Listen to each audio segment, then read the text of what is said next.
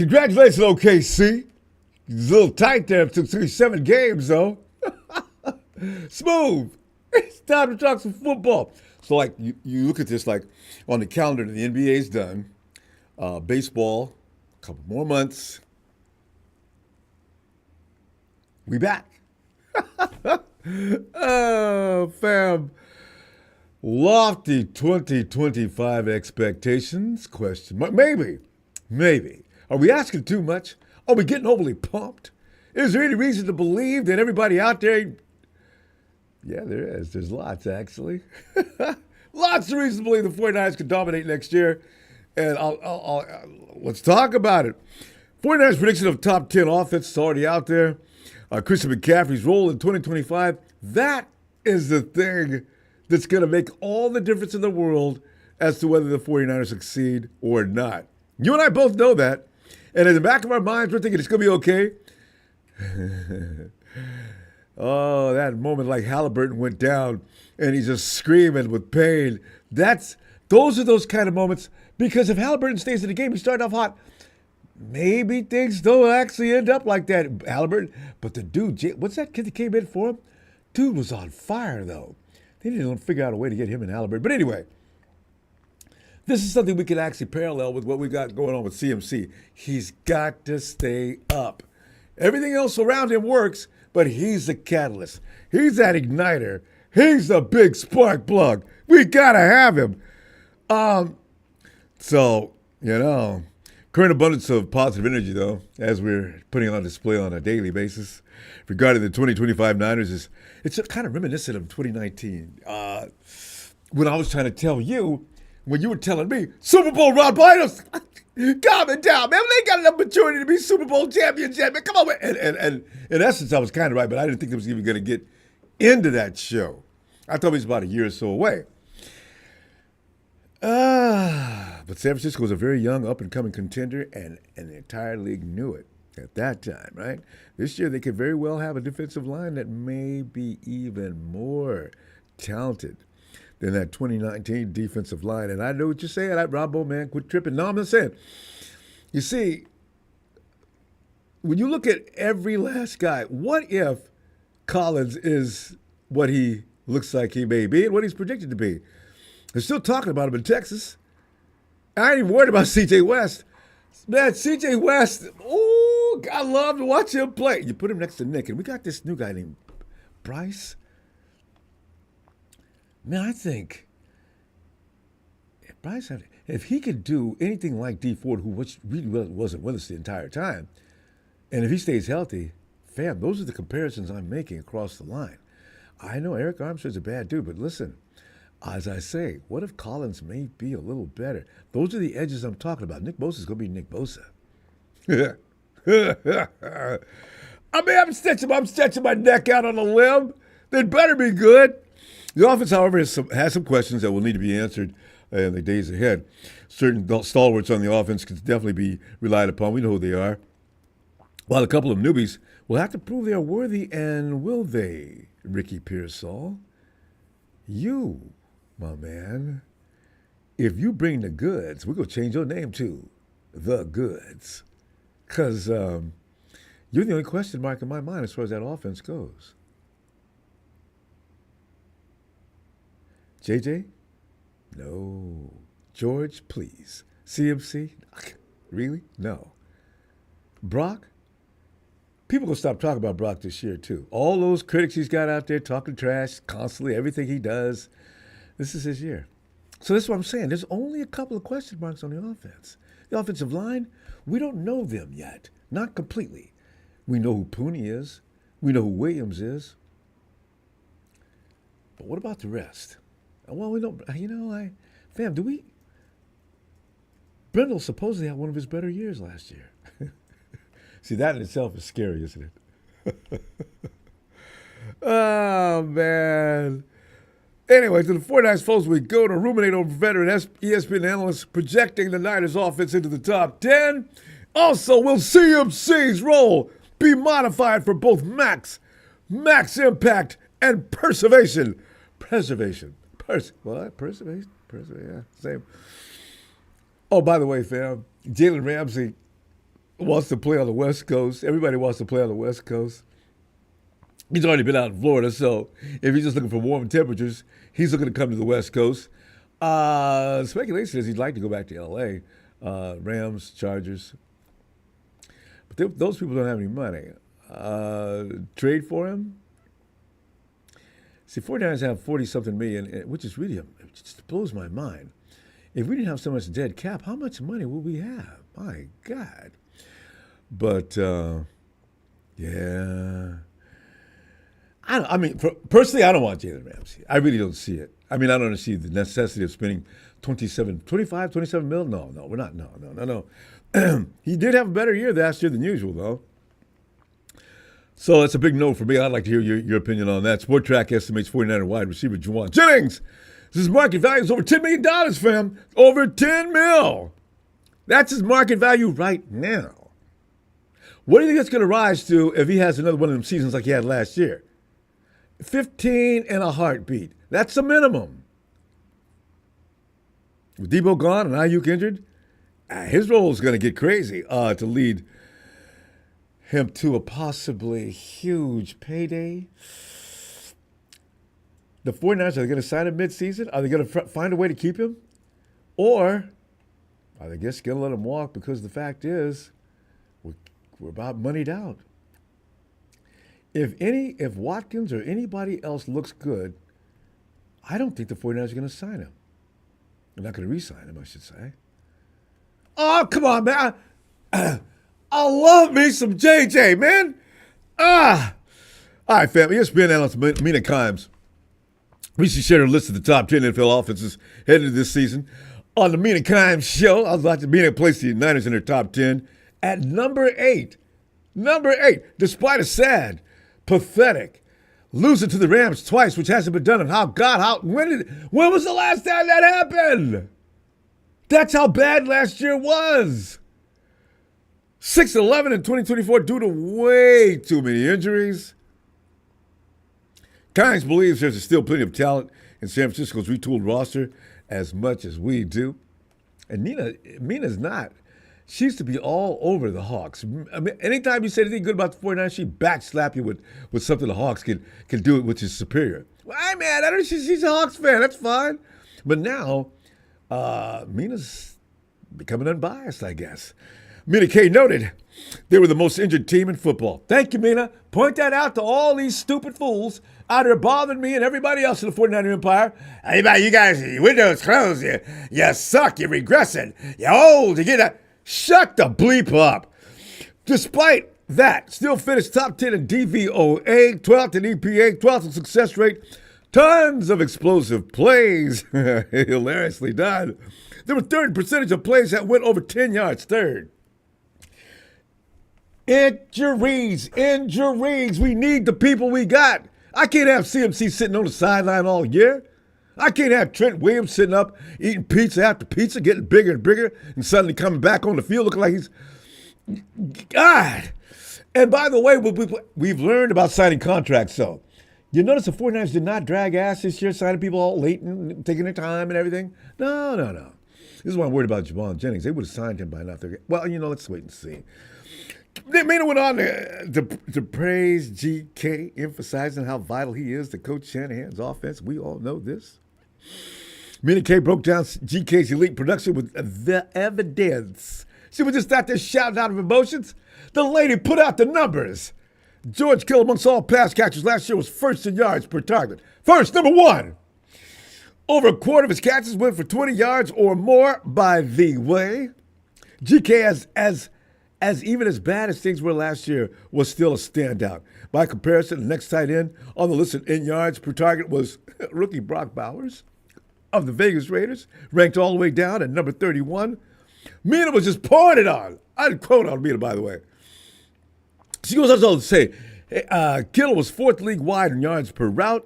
The only other tight end above 20 was Trey McBride. George Kittle is still so good. Mina also gave some glory to everybody's fave offensive fiend, except for, let's see, Tony down under. Also, don't forget about I can't even name all the people who do not appreciate Mr. Shanahan's baby boy, Kyle. But Mina says his play calling and offensive system stating that it's difficult to bet against a Shanahan-led unit finishing outside the top 10. Oh! However, co-host Ben Solak. Ben, man, come on, man. You need to get an enema, bro. Come on, man. He expressed a bit more skepticism about the Niners outlook. But the reality is, and he's right. I couldn't argue with that. Solak said it's just so hard to have faith in running back Christian McCaffrey being back healthy. Wide receiver Brandon Ayuk returning back healthy from a pretty traumatic knee injury. Enough games of Trent Williams, enough games of George Kittle, enough high caliber play from Brock Purdy, and then also the rest of this offensive line. He threw them ugly realities out there, didn't he? But you know, every team has to face the same demons. So it ain't just us. This is a gamble. This is a game that at the end, who's left standing after the dust settles? These are concerns we all share. Solid stress set aside from Williams and second-year guard Dominic Pooney. There's a lot of uncertainty with that offensive line. Tasked to project Purdy, who is now one of the highest-paid players in the NFL, which I'm concerned. Do you think Brock Purdy's going to be pressured by that fam and go out there and try to overdo things? You start stressing and going and trying to work too hard to be perfect. That's when you start messing up. Another quote, there's one certainty, and it is that Kyle Shanahan is good. And then at every other position, I have reasons for moderate to severe doubt. Okay, thanks, Solak.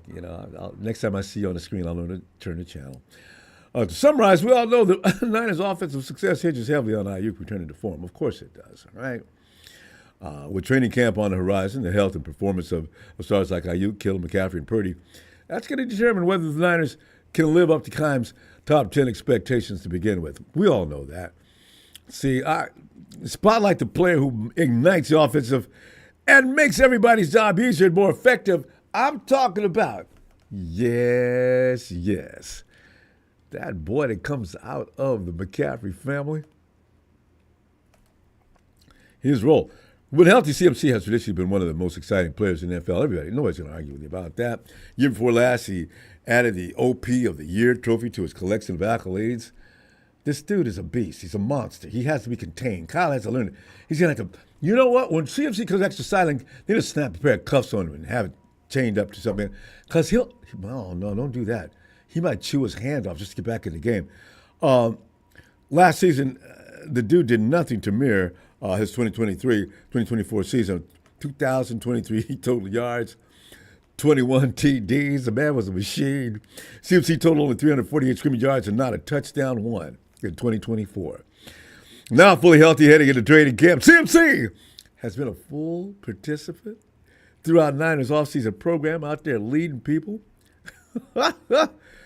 Fam, we got to pray. Pray that Mr. McCaffrey's baby boy can stay healthy and return to elite form next year. The offensive success, it just may depend on it. I know we got some dogs, we got some horses, we got some young stallions coming up. Grindo's out there. He's got some kids behind him. I mean, I hate it being up to one guy to make sure the machine continues to roll. Another plus for CMC to stay in the mix is that he'll be matching up in practice against the Niners' revamped defense, now once again led by that man Salah. It'll be perfect.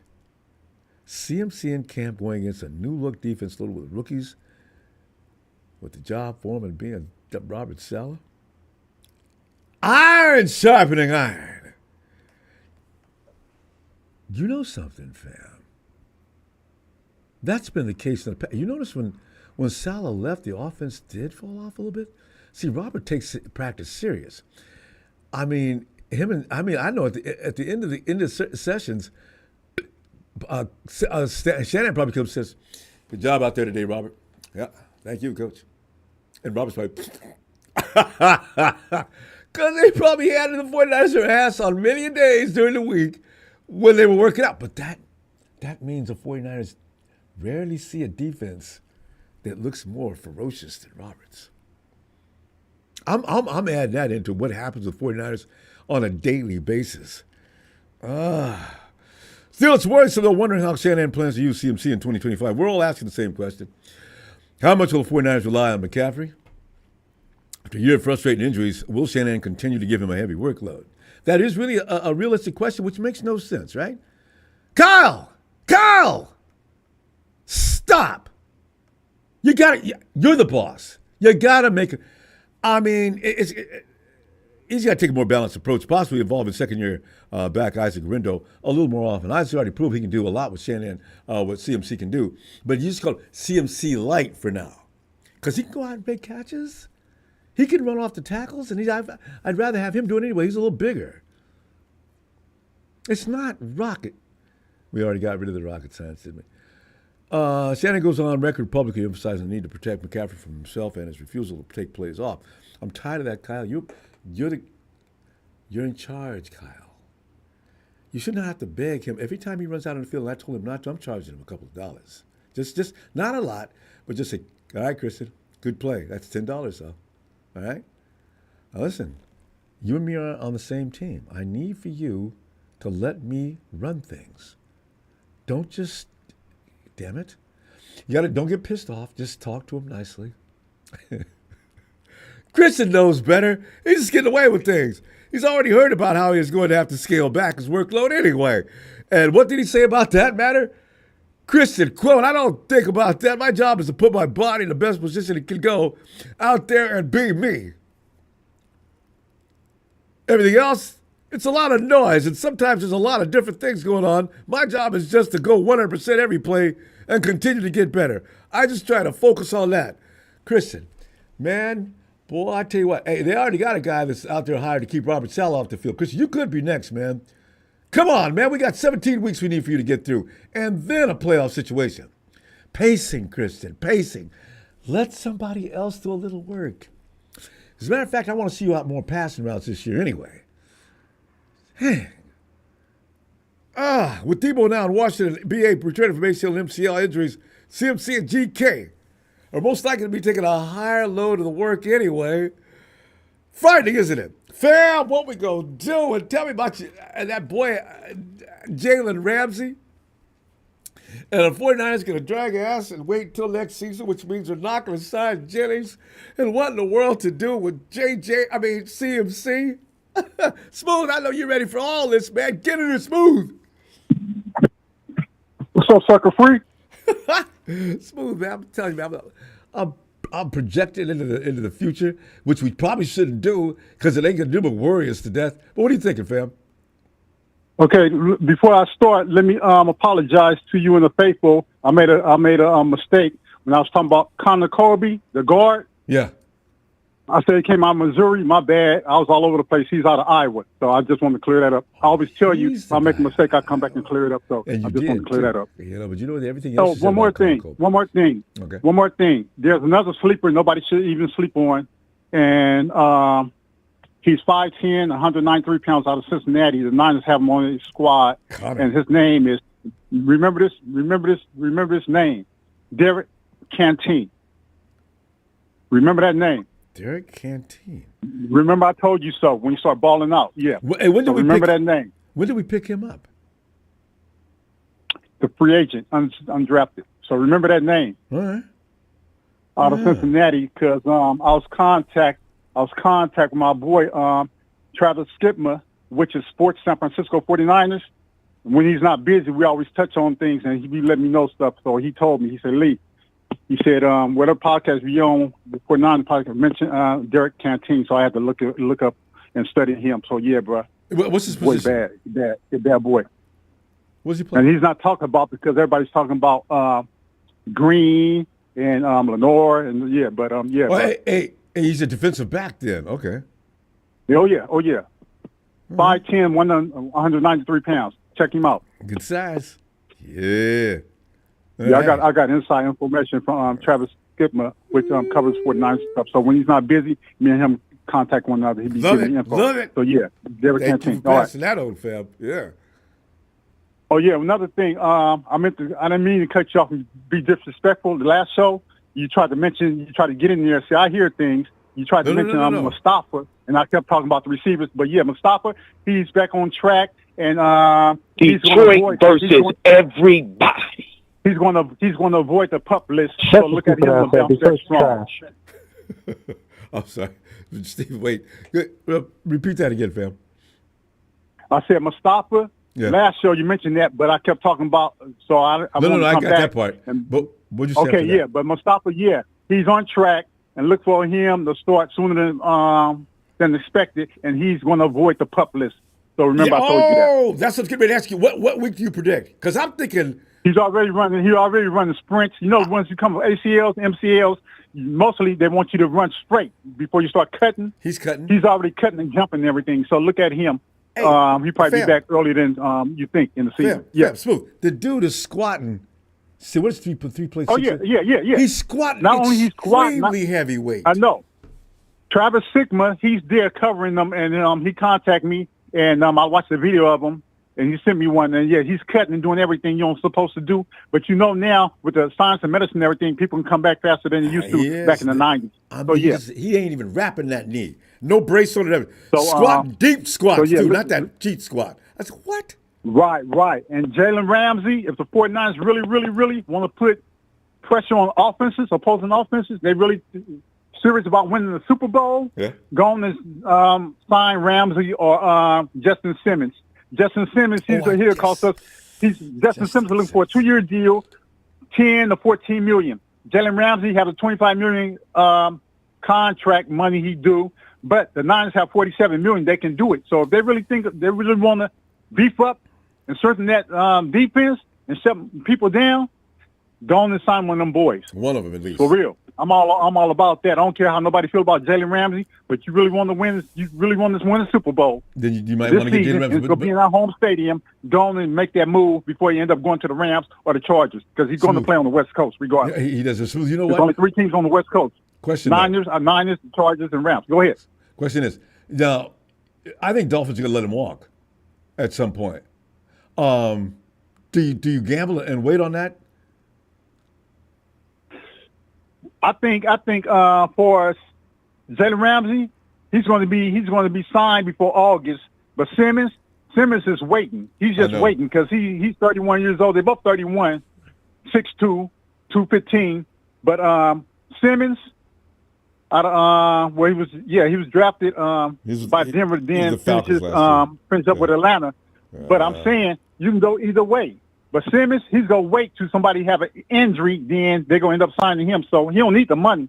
That's why his money is between 10 and 14. So Niners can make that move right now if they want to, instead of waiting. Yeah. You know why wait? Because you don't know how these rookies go pan out. It all depends. They're going to be good, but it all depends on how they can adapt to the system fast. You know what I'm saying? It's a solid system. So you want a veteran in there, you know what I'm saying, to teach them. So, hey, I'm just saying, bro, iron sharpens iron. So, you know what I'm saying? They're serious about winning the Super Bowl. I don't care how they feel about Ramsey or all that. But, hey, bro, he's a baller. And I'm all about ballers. I'm no hater. Then we got 1 minute to go. Jawan Jennings, do you sign him mid-season? Do you let him walk next year? I said when they signed Kittle and all them, they should have went on and took care of Jennings. Because now, Jennings are like, okay, y'all done sign me. I'm going to test the market. He's going to ball out, get over 1,000 yards. He's going to have 1,000 yards, and he's going to walk, and he's going to come back and hunt us ass, especially if you go to the Rams. Or Seattle. Because Seattle, they don't have DK there no more. So they're looking for a good banger, a tough receiver. And who's the tough receiver that can block and do all that? Jennings. That's him. I'm just saying, bro. If I was GM, bro, I have all of them wrapped up. You talking about taking care of your players? Take care of the boy. Now I'm worried already. Bang bang, group operator 415. You already know what it is. Sucker Free City. Yeah. When you be back, homie. But you know what? I might miss this week. I got some problems I can't get out of. So I may not be back till next Sunday. I'll find you. I'm always hunting. I'm always on the hunt. It's all good. And I'll see you I've seen you on social media. I'll be talking to you. All right, Shout out to the staff. Shout out to the staff of my faithful family. All right, I'm out. Appreciate you. Smooth. 415, I'm out. There you go, Sucker Free City. Mr. Block, I said it's all about health, consistency, chemistry. Always that's the case. Matty is on a Bend, Oregon. Ronbo. Matty. Well, Matty, I don't know where you live, Ronbo. Where do you live, Ronbo? I mean, I live Sucker Free City. So, I got to come up with a new city. What area? The winning area. wait, 49 away, right around the block from that stadium. There it is. Well, what an address to have. 49er Way. Yeah. Matty, like, when you look at Jalen Ramsey, you see a guy that needs an attitude adjustment. But if you look beyond that, for 1 year, Smooth just convinced me that's not a terrible idea. 49ers have a lot of money, okay. Second most in cap in the league, actually. And also the other kid that he just mentioned as well, Simmons. These guys in the secondary might be straight money.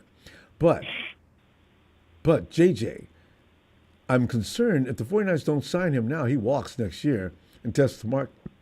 Whatever he asks for, he's going to get. What if he ends up in our division? What are we paying? Do you remember what his contract's like now? Because I would agree. I think it's probably a smart idea to approach him before the season starts. 2 years, 15 point something. And he's on his second year. Per year? Yeah. This is his final half of that contract. So he can get that 15 a year easily with a lot of teams. So what do you think? What would you pay him? 17. Now allocate all the money from BA's contract. Yeah, see that the thing is. Yeah, I like that. Yeah, BA. Wow. So you can't have BA and Jennings. That's the problem. And they should have never paid BA all that money. See, is it funny how these contracts come back to bite you in the ass at some point? Some of them. Well, yeah, I guess. I mean, there isn't a team that doesn't deal with it, dude. Yeah. So you just got to figure. You got to figure out like what you're willing to deal with. It's kind of like women, man. Like they're all crazy, but you got to figure out like what level of crazy you're willing to deal with, Rombo. So like I was drinking. It's very similar. Got me. Yeah, you know me. There's an analogy, but yeah. Yeah. Well, we've had several. But yeah, no, I think it's a smart move. BA. Those stand out in my mind more than anything else. You know what? Those two are the only ones, actually. George, Fred, Brock. None of these guys whooped and hollered and kicked and screamed and threw themselves on the floor having temper tantrums. Yeah. Yeah, we've been lucky. Yeah. Well, and you know, we act like, I don't know, I think we've got plenty of money to do some of the things we want to do. You know, we know how to structure contracts, right? Yes. So masterful. I mean, really good. Yeah. They put on a master class. It's crazy. Like, man, how'd you make that happen? And then they do something crazy, and then they make room with more money, and I'm like, what? Like, dead cap forever.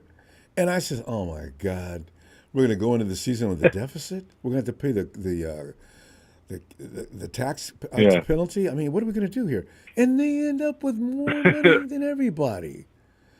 God, Parag is just crazy. Amazing. Yeah, I'd imagine we'll be keeping him around. Yeah, well, he's running British football teams. Yeah.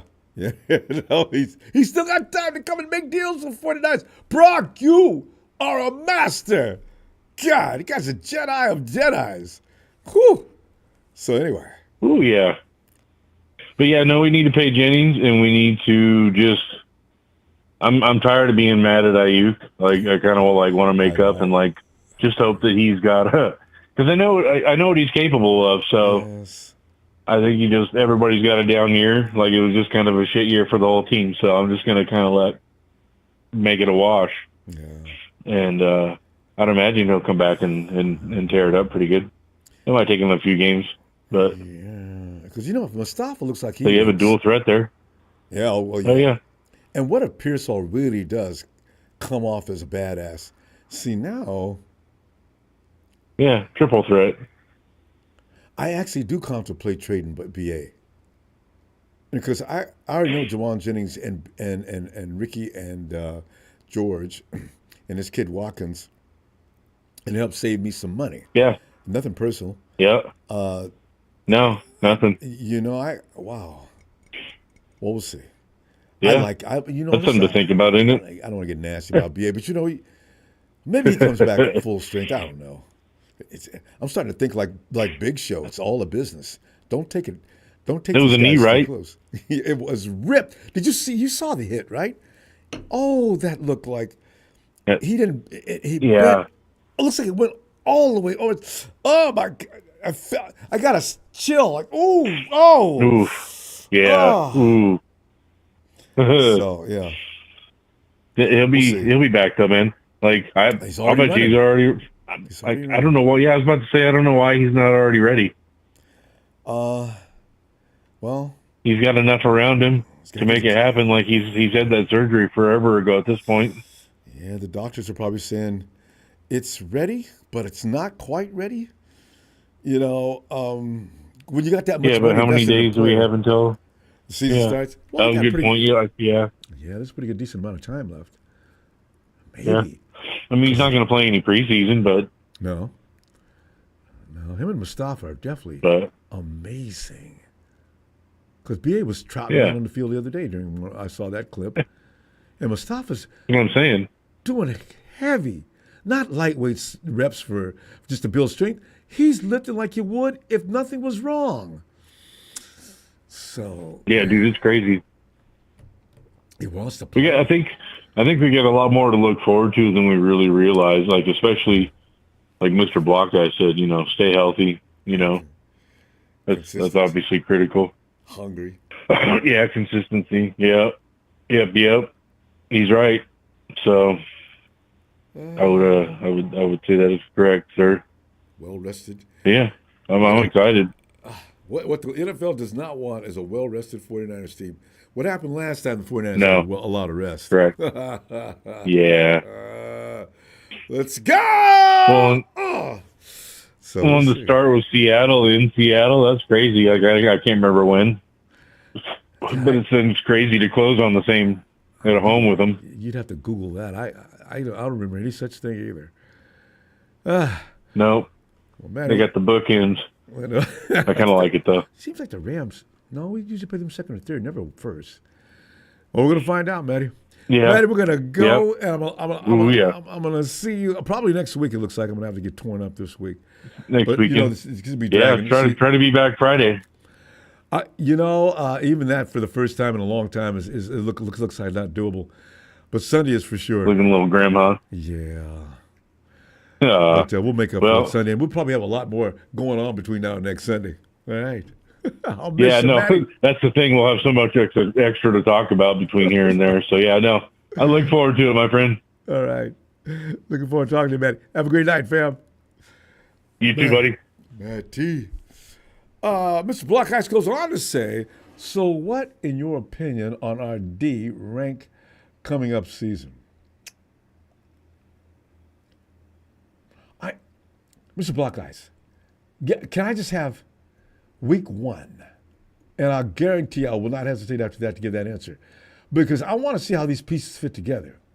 Because looking at them one at a time, they look like they could be really good.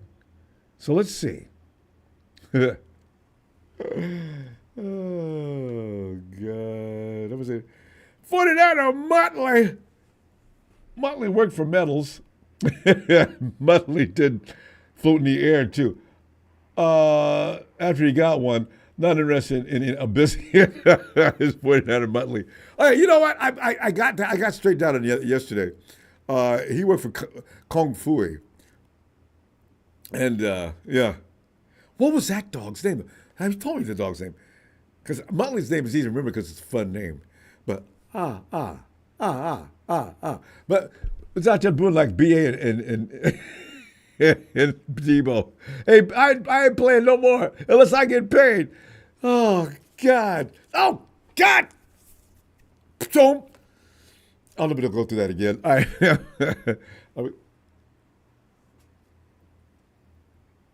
Oh, yeah, I missed Black Eyes twice. By the way, killing Farrell will do a lot of damage. I know. I'm looking forward to that dual tight end thing going on. Farrell's actually bigger than George and blocks as good as he does. Aaron, hey, Triple A, come on in, Farrell. Pick any direction you want to take, too. Jawan, Jalen, what to do with CMC if he won't cooperate. The offense ranked number 8. Is that fact or fiction? Hey, Cynthia. What's up, Ronbo? Hey, I'm telling you, man, just sitting there contemplating the red and gold, What are you thinking? Yeah, like I totally agree with Solon about extending Jawan Jennings because he has like one more year left on his contract.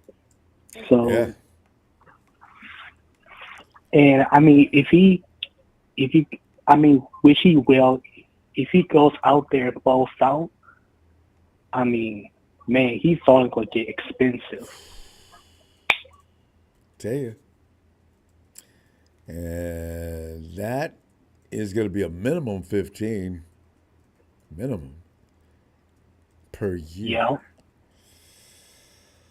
You want to do a 3-year deal? And I think, God. I know, and that's why, last year with the BA situation, I mean, I hate to say this. I hate to say this, but they could have traded him and could have saved more money. They tried, remember? We tried to send him to Cleveland. I know. And he wouldn't go. I know, I ain't going to Cleveland. Well, what do you want? Yeah. I mean, I think from what I remember last year, they were trying to pay him the 49ers were trying to offer him a 26 per year, something like that, and they ended up $30 million a year. So okay. Because the Detroit wide receiver got paid somewhere in there. So BA thinks he's better than that dude. And so, no, I got to get paid more than that. Y'all know better than that. So, from that point on, things start going south. He became unreasonable. Yep. So, and I mean, and for Pearsall, I mean, if he goes out there, I mean, balls out too, I mean, we could have a pretty decent receiving core. So, yeah. Yeah, I want to see this kid Watkins in preseason because if he is anything like what people are talking about, what do we got here? So, we're going to find out, though. So, it's going to be hard to stay on this team. Yeah. For a lot of people. Oh, yeah. I mean, we got 5 or 6 more weeks until training camp. Is that long? Mid-July, right? Yeah, you're about right. Yeah, I think so. Yeah. And so yeah, I mean, and as far on the defensive side, I mean, I heard Nick Martin hurt his finger, I think. That's his thumb. He was lifting.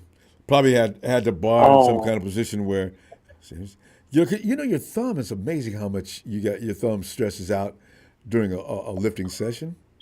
It's in on everything you do. But I've never hurt a thumb lifting. I've hurt other fingers, but not the thumb or shoulder. Usually those are 2 things that go.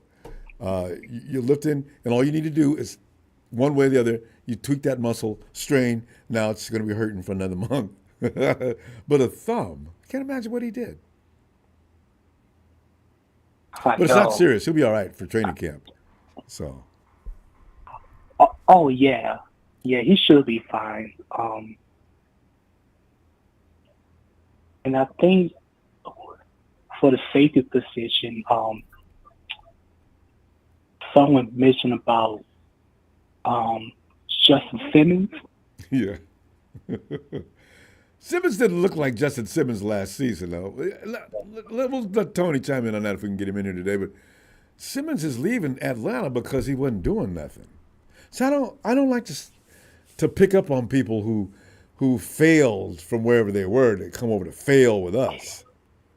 We had a lot of those remember all them secondary guys we had last year, all from New Orleans and other places, couldn't play worth a damn. Yeah. That's where they got put out. Sure did. Yeah. And yesterday I saw Malcolm Mustafa on social media. He was running, I mean, left, right, making cuts. Had him on a resistance band, pulling away. I said, what is this? This is a trick film, right? And then when he got up under that squat bear, no wrap, nothing, and dropping down. You know them squats that you try to get away with in the gym, and everybody's yelling, "Down, go down, get down!" Mustafa his ass was hitting the floor. That was easily 225. That was over 3. 225 versus 3. 3 on each side. 45. This is 225.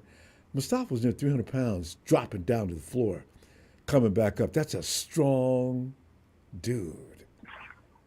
That's a heavy squat for your knees ain't hurting. That is. Yeah, like that's impressive. Whoa. So. Man. Hey, fam, we're going to go. I tell you what, it looks like I'm going to be out next week, but I will be back next Sunday. Hopefully. All right, Ronbo. We get some crazy signing or something. All right, fam. I'll see you Have on a good X, night. where we continue to whoop on Rudy's head. Rudy's a fool. I can't believe he comes in for them beatings. All right. I'll see you, fam. Have a good night. You too. Hey, let's go out to Philly. This is white chocolate. Ronbo! We'll see you, Like fam. chocolate coming in hot, baby. Fam, I'm telling you right now, man, we got some situations that are like, you look at them and you say to yourself, love to make that happen. Jalen Ramsey, Smooth just made me realize you got to get over how you feel about Jason Ramsey personally. He can play football. But Simmons, I'm not so crazy about Simmons. I mean, he didn't do all that much last year, was with the Falcons. Maybe he's better, but with his experience, some people think he's better than anything we got on the roster now. Okay, if that be the case. And then you got the situation with CMC in that offense. Can we get him to cooperate this year and do some things that are going to be beneficial for him and the team?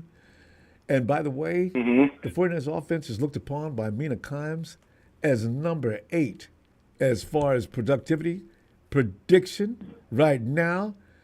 Hard to stop because of Shanahan, George Kittle, CMC. It's going to be a bad show. Wait, what do you think, fam?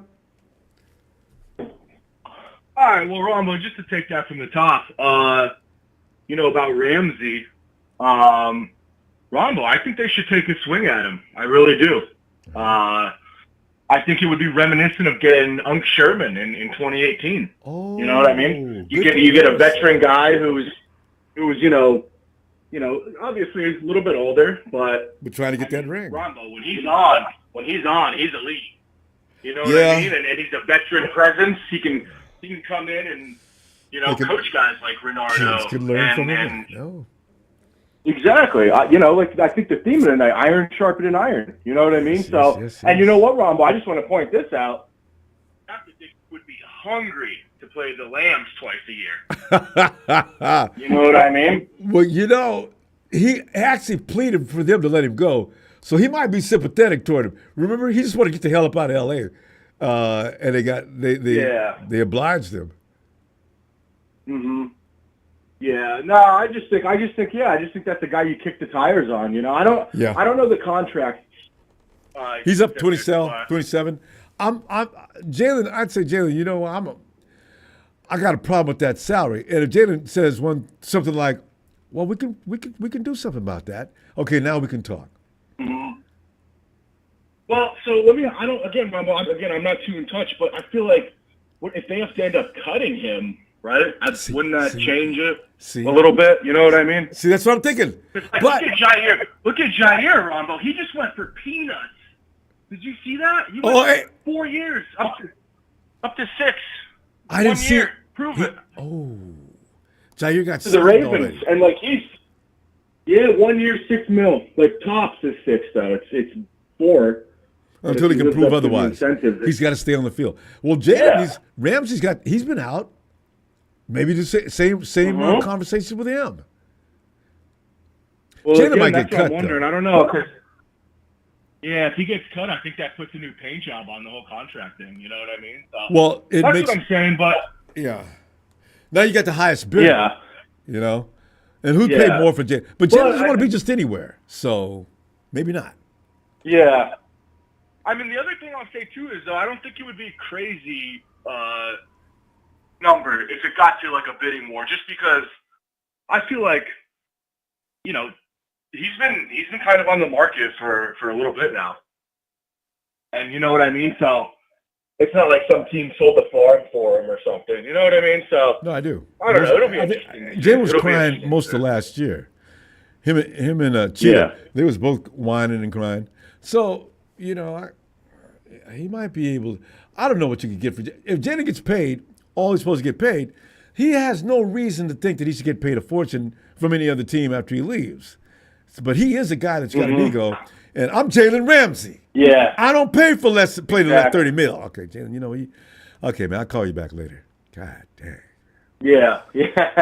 I mean, again, if the price is crazy, obviously, you know, they got to be smart. But again, I just think if it's something where, you know, he's on the market long enough where teams start having leverage and you can kind of get him for cheaper than you normally would. Why not? Why not kick the tires? You know what I mean? And because again, I think I mean it's going to be, you know, there's still some good wide receivers, you know, in our division that we got to.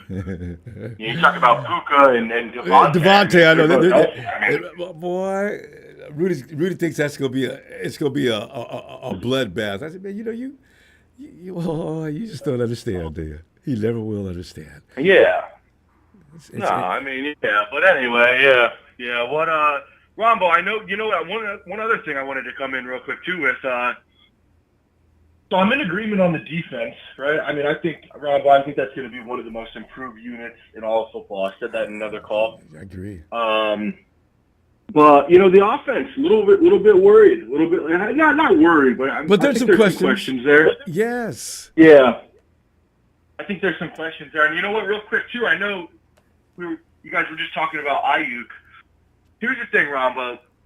I wish they could trade him. Like, I wish it was, like, I don't know. Like, I think they have some depth at receiver, so I don't think, you know, if some of these guys pan out, you know, they can get by without him. But here's the thing. If they tried trading him right now, Rombo, that would be trading him at his low. You know what I mean? So my whole thing is, you know, let him come back. Don't rush him back. Let him come back. And you know what, Rombo? If he balls out, then you have a good predicament. You know, do you want to trade him? Do you want to keep him? You know, but I just think it would be, I don't know. I know he's kind of a diva, but I'm not ready to give up on him yet, especially if selling him at the dip, you know? So. Well, the thing is, WC, man, the dude can play. If he comes back, I mean, Brandon likes to go downfield to Ayuk because he knows Ayuk is going to locate. He can play. I'm just thinking, man, if somebody else can do his job, the boy can block too. You know what? We need him, but still, that's what I'm saying. You know, But don't rush him back. You know what I mean? Yeah. So. Man, we got to roll. I'll tell you what, I'm gonna be out this week, so I'll see you next Sunday. All right, sounds good, Ronbo. Hey, let me get a Niners holler real quick. Oh yeah, Niners!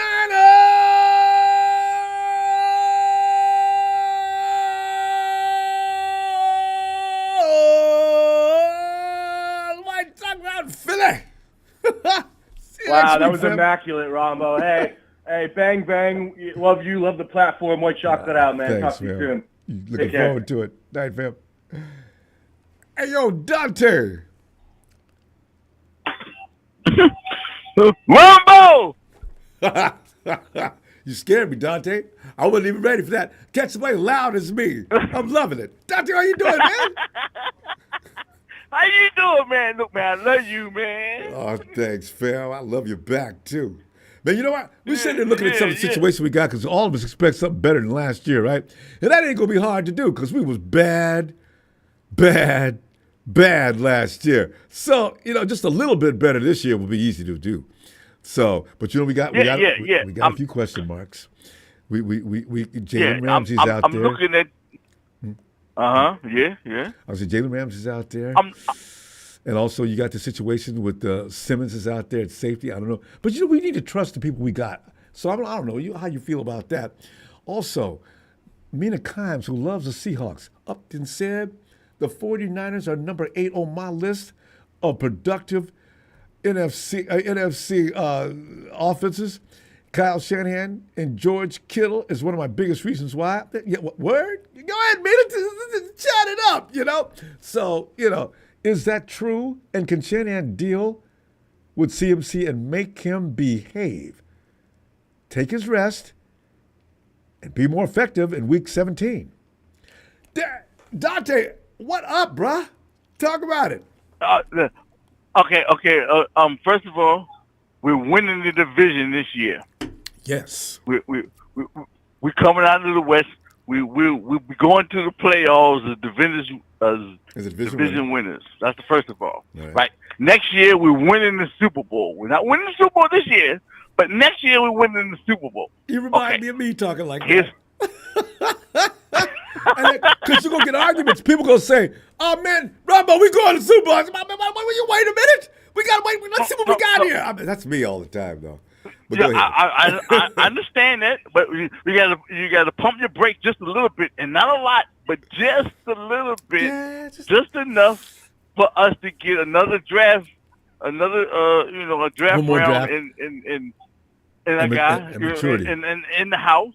You know what I'm saying? We shored up the defense this year. Next year on the draft, we shore up the offense, and it'll be Trent is still gonna be with us. We still gonna have Trent. You know what I'm saying? We're gonna get a major pick. We're gonna get a major pick on the offensive line next year in the draft for us, and that's gonna take us over the top. Yes. Also with that, Kyle is gonna run the ball in a different way for us this year. Different way. It's gonna be different. He told us. It's gonna be still sexy, but it's gonna be different, huh? He said it too. He already told us. Yeah. Making some changes. Yeah. So, right. That's going to help us. We're gonna be much better with that. We're gonna have a 2 tight end threat along to go along with the running of the ball and the deep threat and the new way of we're gonna run the ball. Okay.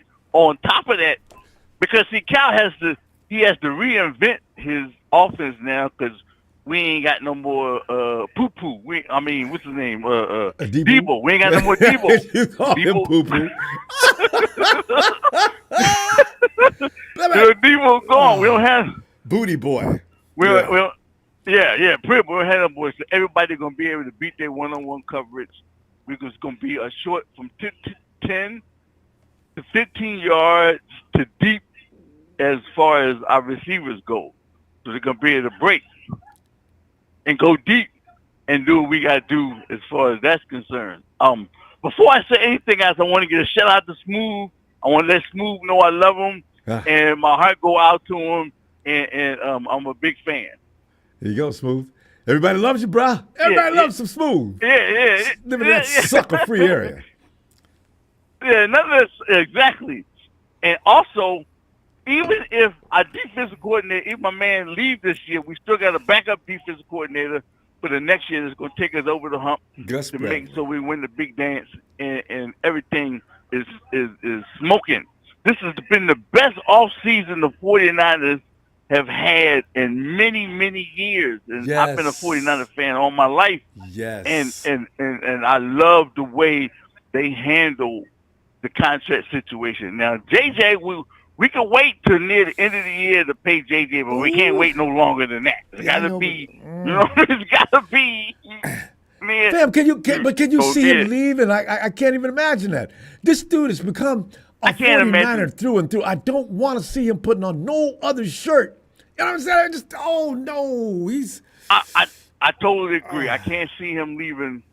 I can't see him leaving the 49ers. I think he's a 49er for life, and I think we utilize him better than any other team would use him. And we appreciate it because I think Cal recognizes a dog in the wide receiver better than most coaches do in the NFL. So he see like when he seen JJ, you know what I mean? We wouldn't even know who Pooh was if it wasn't for Cal. You know what I'm saying? Cal is the one who recognized Debo for who he was, and I think that's and how to use him. Right, exactly, and how to use him and bring out the best of him. I think that the same thing goes to JJ. See, Kyle doesn't get enough credit for that. I'm glad you gave him that made that point.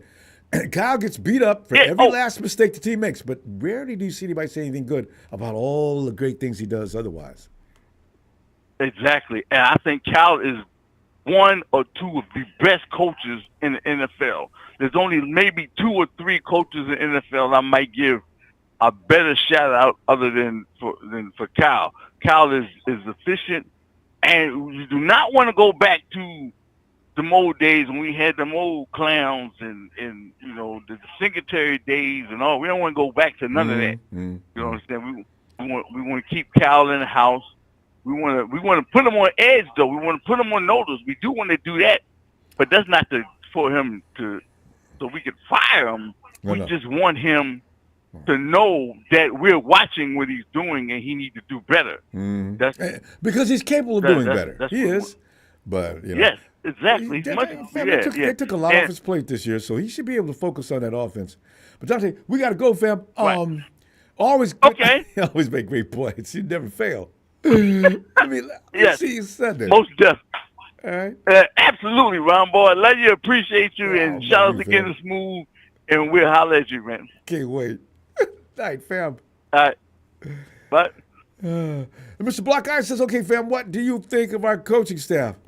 This year, we have never had, going back from Kyle's show, let's stay with Shanahan and Lynch era. We have never had a better combination of coaches in their entire time with us. Now, I do worry about Greasy, the quarterback coach, because I'm just hoping Brock Purdy can continue at the level he's been playing and evolve even further. But Greasy shocked me. That's a quarterback coach. I mean, a good one, too. But we'll see what happens this year. But otherwise, position, we are set coaching-wise. And look for some terrible things to happen at the end of next year as far as the coaches go. Because Kyle, unlike teams around the NBA that won't let you talk to their coach, Kyle told everybody who comes in there, you do a good job, and you put yourself in position to get a head coaching job. So let's go ahead and get this thing going. And next year, it's Kyle standing there by himself and not another coach, because that's how good our systems impress other coaches and other organizations around the league. People love what the 49ers do. So, you know, get a coach and let's get some of that, right? No, Kyle. Tell these people to stop calling here. Hey, yo, Steven. Thank you, Mr. Block-Eye. What's happening, Ronbo? Hey, man. Looking at some of the things that are going to affect us in the future, in the very near future. Yeah, man. The other teams look okay, but the Niners look better, you know? Yeah. See, because you know, Steve, what's really nice about this year? Every year, for the past few years. Teams build their teams to beat the 49ers. And, of course, in the AFC, they try to build their teams to beat the Chiefs, right? So, and now the Eagles are back in position where we were or have been a lot. Teams are building their teams to deal with Saquon Barkley and the Eagles. So, there's always that team that everybody focuses on. You beat them, and you can handle the rest. So, now we're that guy, we're that team that can float underneath the radar, sting people by. Stephen Talk, get in it, man. I'm telling you, Jalen Ramsey, Simmons, keeping CMC in line, Mina rating the 49ers at number 8 offense in the NFL for 2025 already. You got it. Man, okay, so look at this. So you're right. Everyone wants to be the next big thing. They copy the other team. They try to come up with a defense that'll stop the other team from doing exactly what they did. I mean, I want you to go back in NFL history and look at games where an absolute juggernaut shuts out a supposed false god. And what I mean by that is, everyone thought, the Chiefs were going to three-peat. The Chiefs were going to have, they were going to come back and win it all, right? Yeah. They were going to do it. They were going to do it. Yada, right? Yeah. Never the case. Chiefs were, I'll be real, Chiefs were never good. They were never good. Their only good team was in 2019. Yeah, they slid by all year last year. You're so right. Winning by 2 points, fourth quarter field goals. They were not dominant in any way. They were not dominant at all last year. The problem is that the NFL, for some weird reason, it looked like they favored the Chiefs, but then also they just knew how to use what little talent they had to kind of get where they needed to get. For some other reason, I don't know why teams just fumble all the time. Travis Kelce is their deadliest weapon on the team. The second deadliest weapon is Patrick Mahomes' legs.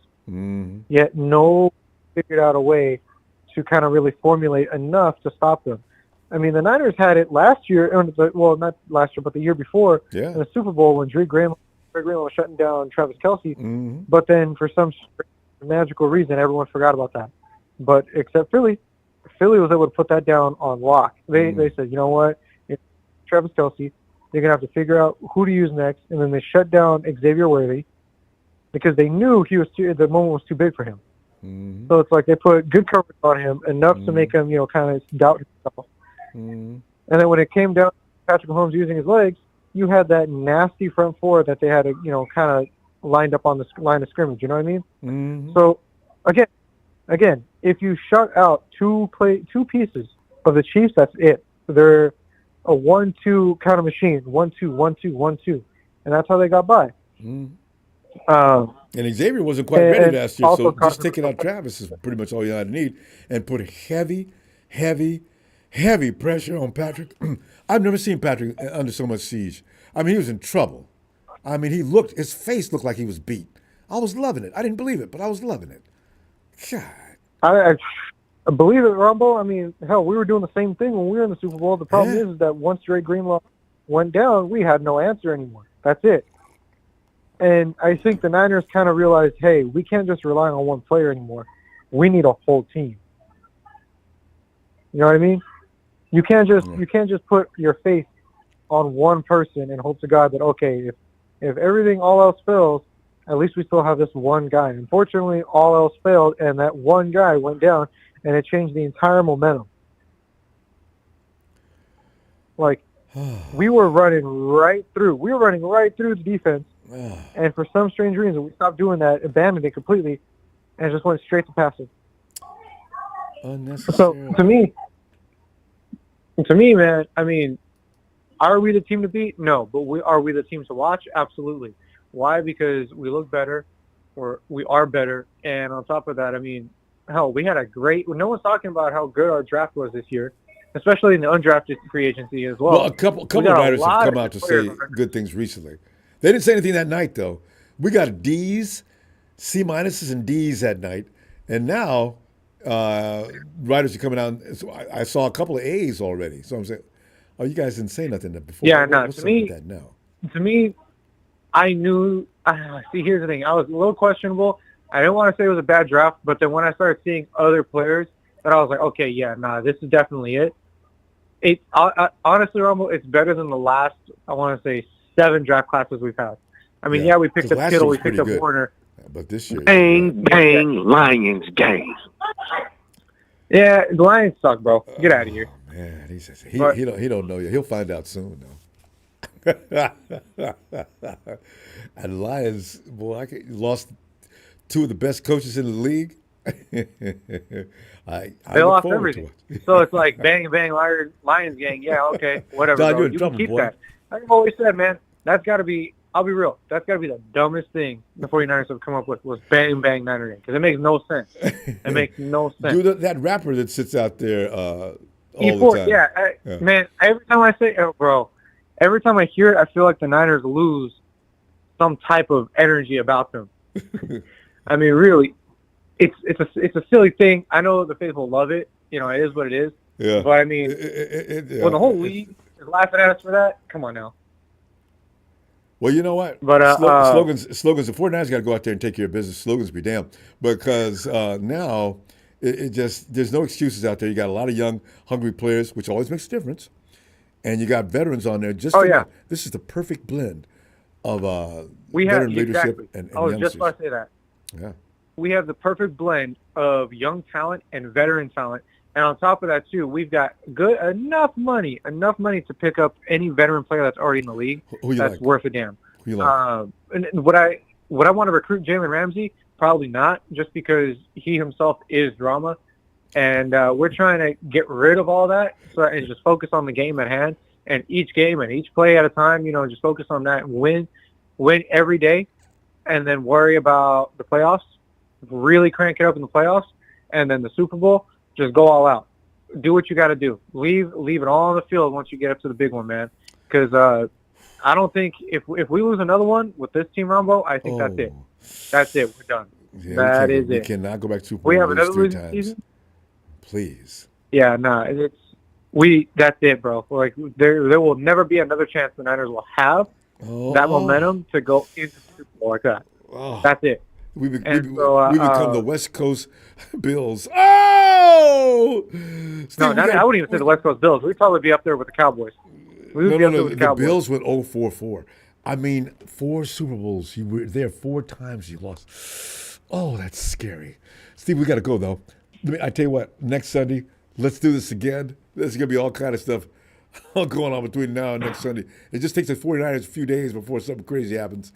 And Grant Cohn's going to make sure of that. I think Grant just throws out stuff out there to scare people. Grant Cohn give it a is rest, on man. everybody's home. Oh, God. But, yeah, Rumble, I mean, if anything, really kind of look out for some, like, hidden players like Colby, what's his name? Connor. Colby Joseph? Offensive line? Yeah. Yeah. He's going to be good. Stone Blanson's going to be good. We've got a lot of good under-the-radar players that no one's really talking about, except for us Niners. But be prepared to see a whole new team out there. It's going to be aggressive. We're just basically going to hold the team almost like a blackout defense.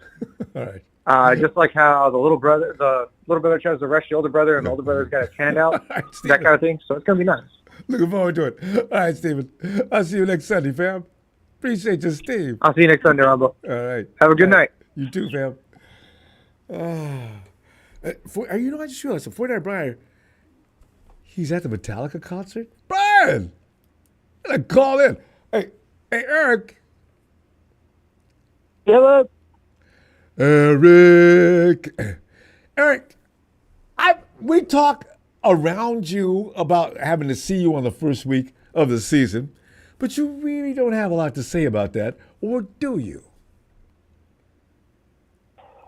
What was that question, bud? Now I'm saying, you constantly hear us talking about having bookends games with you to start the season, to end the season. And a lot is being said. Richard Sherman, as you know, is Richard Sherman. I thought Richard had made up with Seattle. I seen him at some event, and he was wearing Seattle clothes, and looking as if forgiveness was the case. And then he said just recently, no, the 49ers go walk all over the Seahawks. Hey, Eric, have you heard Richard talking like this? I thought he was okay with the Hawks these days. But I'd like to know your feeling on it. I don't know if he has or he hasn't, but I will be honest with you. It's going to be two very close games. I don't know. I mean, there you go. You guys might win both games. Well, you guys might win both games. I mean, there's always that might. But actually, Eric, what I'd like to hear from you so far is your assessment and your own personal feeling about the Hawks and their prowess going into the season. Do you see things that are making you say, "Wow," or do you see things that are making you say, "I don't know"? How is that going with you? Because you don't usually give us that kind of thing. Because Eric, I want you to know, you are never going to hurt our feelings or piss us off because we accept you as bro.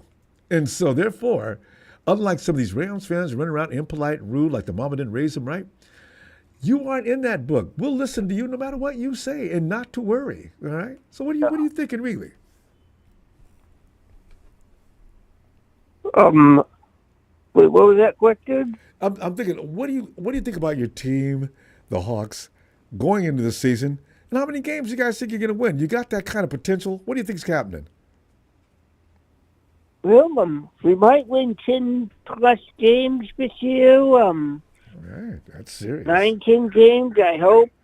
But it's going to be very tough, I think, the entire division, minus the Cardinals. It's going to be very tough. You know, people know I try not to worry about Arizona, but I always do. I just, they just bother me. I mean, their quarterback, you can't grab him like you want to. Sacking him, Kyler Murray, you know, as soon as the ball is snapped, you can't charge in. I was looking at our defenders. If you charge in, he'll just wait until you get there and leave. Eric, last year when Kyler fooled our defense, I don't know how he did that, even to this day. I've looked back at that recently. And he ran around the right end. He beat every defender over there. And then he started jogging toward the goal. He's about 25 or 30 yards out. He started jogging toward the goal at Levi Stadium and waving at the crowd at half speed. I've never been so humiliated as a 49er fan in my life. I said, who's that? He's Kyler Murray jogging into the end zone for that touchdown. He wasn't running all out. The 49ers were miles away from him. I don't even know how he got out there, but I just saw it. And first he came out fast, coming around the corner. And then as he's rolling into the end zone, he's waving at the 49er crowd. Big wave. He should have been, at least he didn't throw kisses. That would have killed me. But man, God, he's good. But he's healthy. Connor has a problem staying healthy, though. So, you know, we mangled him up the year before. 2 years ago? 3 years ago. Yeah, we folded him up like a chair. Somebody finally got him, and he was out for the rest of the season. And he was on his way to the playoffs, too. 49ers hurt him. As I've always said, Kyler Murray was too small for the NFL as a quarterback. Well, he's still in the league. I thought he'd be back playing baseball actually by now. You know, he got picked up by the Oakland A's in the draft, and he didn't want to play baseball. He wanted to come and play football. So the A's probably still take him on. Can you imagine Kyler Murray? He gets a single. He's on first base. He gets his lead, takes the lead. The pitcher looks over there, throws over there. Murray gets back. He's just making the pitcher crazy. He finally gets that pitcher to go to the plate. As soon as he takes off, there's no point in the catcher throwing the ball. See, that kind of speed is not, man, in football, it's a whole other thing. DeForest Buckner put it better. It's like trying to catch a squirrel. You know how quick squirrels are? You try catching a squirrel. There's no way you put a human against a squirrel in an open area and think you're going to catch him. It's not going to happen. I don't care how quick your reflexes are. That's Kyler Murray. Oh, my God. Yeah. So, we'll see. It's gonna be a fun season. Yeah, we can agree on that for sure.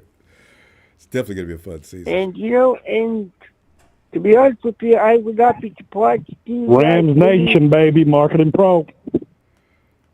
Oh, Remember, he's only a nation though. We suck up nations and make them part of our empire. It's not a problem with me. Okay, what were you saying before you were rudely interrupted?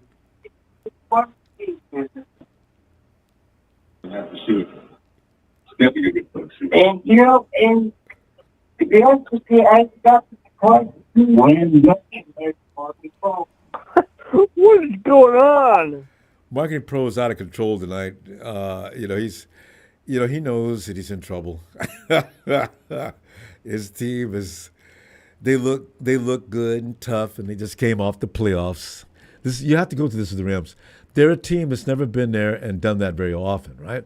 So they can't get over it. Their one achievement will last the Rams a decade, and they'll never stop talking about it. Rudy's still bragging about the NFC CG game 3-4 years ago. Eric, we got to go though. I'll see you next Sunday, okay? All right, bud. Always a pleasure. Yeah, have a good night, buddy. You too. Night, Eric. Jamal. Ronbo Pazzarelli. Ronbo Belafonte. What it is, young Kurt. Jamal, good to hear from you again, man. Because it's always special because, Jamal, I know you're a busy man and sometimes you don't have a chance to get in here. So when we see you, what we do, Jamal, shucks. All right on. Right on. Jamal, a lot of things to pick apart. I'd love to know your opinion on teams are already, how every year somebody sends somebody to the 49ers, and Jalen Ramsey is that guy this year. Simmons was mentioned earlier.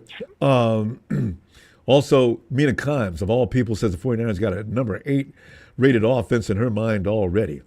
And CMC and George Kittle, the cream of the crop, the guys that are going to lead that offense. Can CMC be dealt with in a way to get him to cooperate with the program? And is George Kittle going to have over 1,000-yard season? What are you thinking? I think we can. The thing is, Christian, we all gonna have to be on one accord. We gonna have to be in agreement and be on one page. And if you talking about you just getting back, and we don't want you to hurt yourself and get and re-injured, and get re-injured. Like, dang, that was a waste of time, and you to so-called recuperate, and then you get hurt again. And we want you to do that. Listen to the coach. Let Coach Kyle do what he do. Listen to him, and if he'll work you in. This is why we got other running backs who are definitely worthy of PT. And so, so when you equally, right, thank you. And so when you equally ration the playing time, kind of find out, so you get that 3-headed monster running back. We know, and we already got the. That some of my favorite teams. I hate to say it, but watching Detroit's dual running back to attack. Man, I give you credit for that. Damn. It did, man. When they had Detroit had a good offensive line that year, and so they running back stable was very good, and even though they choked in the playoffs. But they gave him nicknames, Sonic and Knuckles. They was I hated that year. We beat them in the last few minutes. Sonic and Knuckles was just killing us.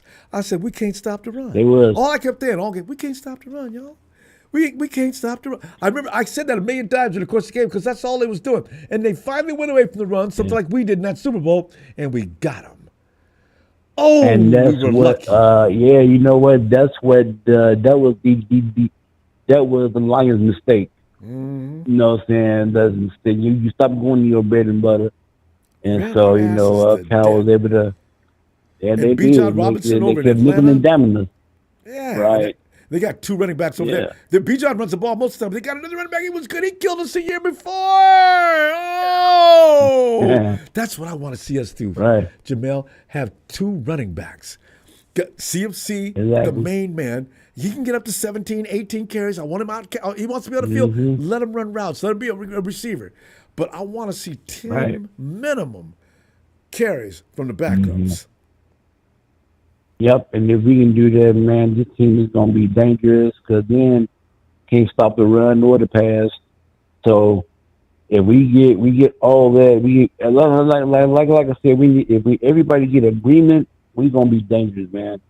And then when it comes to Jalen Ramsey, I would say because he is a champion with the Rams that year, and he's even though they would just say he can be productive. Yeah, I say. Between him and that other dude from Atlanta, Simmons. I say with Ramsey, yeah, go ahead. Yeah, go ahead. I say do it. So, and that's that with those guys. With that, yeah. I'll do it. I will. Go ahead. It just, the thing is, it just goes against the initial plan of the season. 49ers wanted to get younger and cheaper. Jalen is like over that money mark. They might see if they can talk him down. If he gets released, Jalen, we got 10 extra million. It's yours. Okay, Coach, I'll call you back. Okay, it's here. That'd be it. I'm not giving him more than 10. If he gets more than that from someplace else, he should go get it. Because if we're going to stick to the plan, and at times it probably should be best, as you say. Justin Simmons, I don't know. He had a problem last year with the Falcons. Didn't let him go because he was still playing good football. So I don't know. It's a really scary thing with guys from other teams. They come in, they don't fit our system, and they don't do as good. Remember all them cornerbacks we had last year? They couldn't. They didn't hold up their end of the deal. Renardo Green, we drafted him. Renardo came in there and made him sit down right quick, get him, and all them other clowns. I said, come on, man. I thought you guys were good. Here's the thing about that. He can learn from Jalen. Jalen's the champ, and he can show Ronaldo Green the ropes. And Ronaldo, I said before, yeah, man, he's going to turn out to be a good corner. And we got another couple of corners that they can flourish. And so I think we're going to be good in that sense. But other than that, we good to go, man. We good to go. I can't wait. And I'll give my shout out to the Thunder for winning the championship, even though I was cheering on the state, the home state team. So I'm a Hoosier. I was rooting for the Pacers too because they look like such an underdog. Damn it. Yeah. Once Halliburton went down, I said, "Dang, that's it, man." You can't. That took the air out of the sails. I think the Pacers took the air out of that. Yeah, I think so. But good season, Pacers. So we'll see what happens next year. Everything will change. What happens next year with somebody else. Yeah, although the Pacers kept most of everybody they had last year, I think. But they did. You look at Durant already going to Houston. The Lakers have changed ownership, so no telling what's going to go on there. The Warriors, I have no idea what they're going to do. Looking at the teams that seem to contend, Boston lost one of the best forwards in the game. What do they do now? Wow. They're paying, their salaries are just too high. Does Boston want to spend that kind of money again next year? Probably not. You got him sitting down and still getting paid a fortune. They have the biggest payroll in the league. The NBA is going to just shift like crazy. And look for Denver to make some changes too. Crazy. Yeah. Crazy stuff. Yeah. Everybody playing musical chairs over there. Hey, Jamal. Hey, fam. Always good to hear from you. I'll be back next weekend. And I'll see you next Sunday, brother. Looking forward to it, Jamal. Have a great night, fam. All right, bro. Yeah, you too, man. Yep. Yo, Brian. 49ers red and gold. I am still rocking the Niners till I'm dead and cold. Screaming their name all the way from the Mid-South in Memphis, Tennessee, because the law says know your role and shut your mouth. What it is, Ronbo? Hey, Market Pro, that was meant for you. Shut your mouth. Man, look at here, man. You know, Jalen Ramsey's out there. Smoke. If you want to solidify that defensive secondary, which of course I'm looking at the secondary as one of the stronger units on this team. I just need to know if Jair Brown can pick up his game from last year and make it better. With the new coaching staff, I'm figuring they're going to make some adjustments to make Jair Brown a better ball player. If that be the case, he's younger. He's not getting paid a fortune. And if I could stay away from Jalen Ramsey, I would. But like some people saying, if you're serious about the Super Bowl, maybe go ahead and put a Jalen Ramsey on that field. I don't know how you feel about that, fam, but touch upon that. Justin Simmons is available. Nobody wants Justin. They'll get signed after the cuts are made, probably. But I don't want nobody in there after the cuts are made because I want to come in here and get familiar with the program. All right? And then you got, and Mina says, your offense, fam, should be right around number 8. And Mina's looked around to see what's going on, too. And George Kittle is one of the biggest reasons why. And CMC, and CMC can just not be hard-headed and do like he's told. Sit down. You don't need 30 carries a week, boy. You do not. Yeah. Jump on it, fam. Wherever you want to start. Well, first of all, Ronbo, good to hear from you. I hadn't seen you. Thanks, man. We talk haven't to missed you you. in a minute. I just realized. But I've been listening. I've been listening or whatever. And I would say I will agree with the caller earlier. I think off-season wise, within the window, the Super Bowl window, I think this has been the best offense. This has been the best off-season that we had. I will agree. I will agree. Yeah. I will agree. I will agree with that. I mean, from coaching staff and getting younger players or whatever like that. I also agree. I think that the Niners could still win the division. I think that if our draft picks, our guys pay off, we can still win the division. Vegas thinks so too. And this year, and as far as and like I said, Ronbo, it's all the way around with our quarterback. Now he's finally getting the bag. Our key, I would say, our landmark players. We've solidified them. Like I say, starting with the quarterback, starting with tight end Kittle, and they brought in Fred Warner. Yeah. And brought in another tight end, so it's because we can't draft him worth a damn, fam. We just cannot draft a tight end. He comes in and makes everybody mad. I mean, everybody. I think when it comes to tight ends, I think the Niners, I think they usually get like once. They get a once of a lifetime tight end that really, and when they get them, they really. Isn't that weird? Cashes in. That's true. He cashes in, and yeah. We look at our tight end Hall history. of Fame tight end, but we can't get one after that. As soon as that one arrives, he plays out all the way to the end, and they'll be searching for another person to help, and they can't never find him. Yeah. That's pretty funny. That's so true. Shout out to Trent Williams for being in camp this year. And lost a lot of weight. He looking pretty good. I think Silverback he's gonna do his thing this year. If there's any hiccup that I might have against the team, maybe to see what the O-line. I just want to see what the O-line gonna do. Ongoing conversation. We talk every week, every year. Every year. Not like we made a whole lot of, draftees or whatever like that. But Brian, we don't know about a couple of guys. So this is Kobe Connor, Bart. Yeah. Some of these guys. We can't make any conclusions on them yet, but it may be better because you got Pooney, McKivitz. Let me ask you a question, if you can be honest, because I'm trying to be honest about it. Did McKivitz get a little better last year, or was that because Pooney was over there? I think it might have been. I would say because of Pooney being there, he was able to help camouflage some of his inefficiencies, because McKivitz was not cover up right every week like he was here before. So right. But Defensively, we guys going to be young, and hopefully, that hopefully we finally got a bookend for Nick Bosa, Bryce Huff.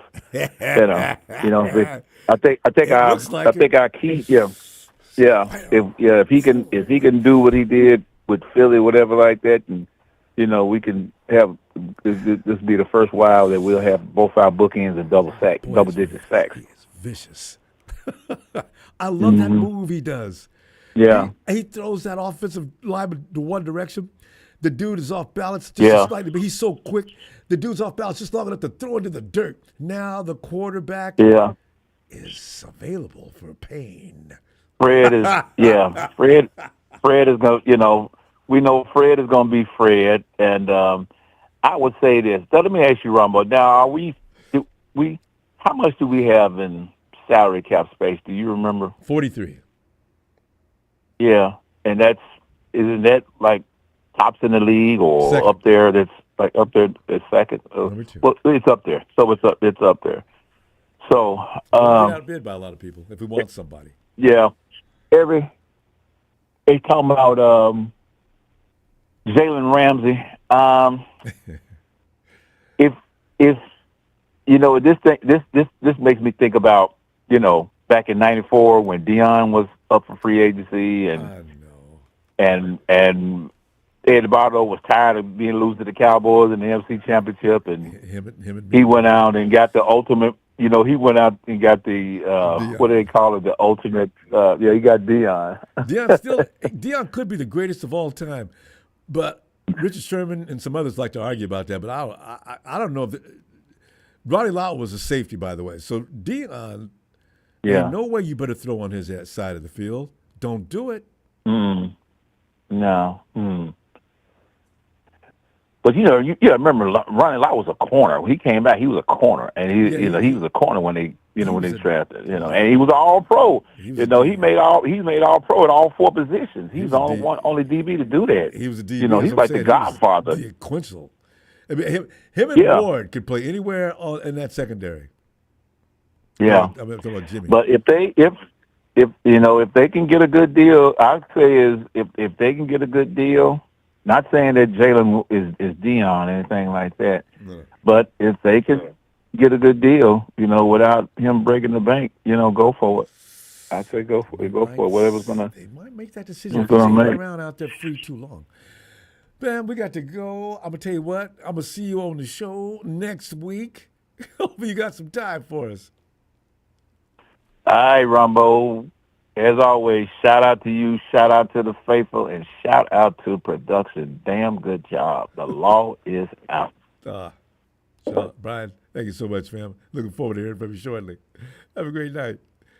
It goes a bit. All right, Ronbo, you too. Thanks, fam. Yeah, I forgot about Vernon Davis.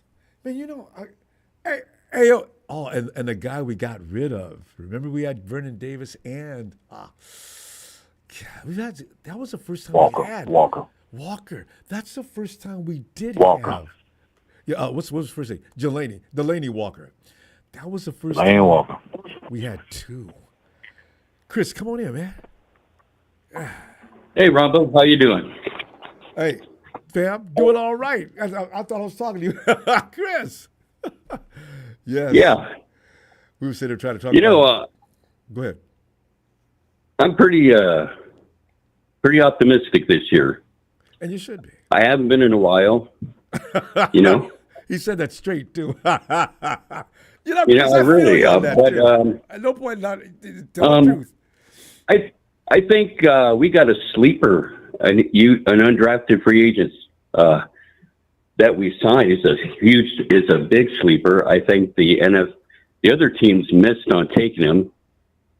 Is this guy running back? And I think with him in there, if CMC really wants to be on the field, I think CMC could break the record this year that he didn't break that last time, those TDs.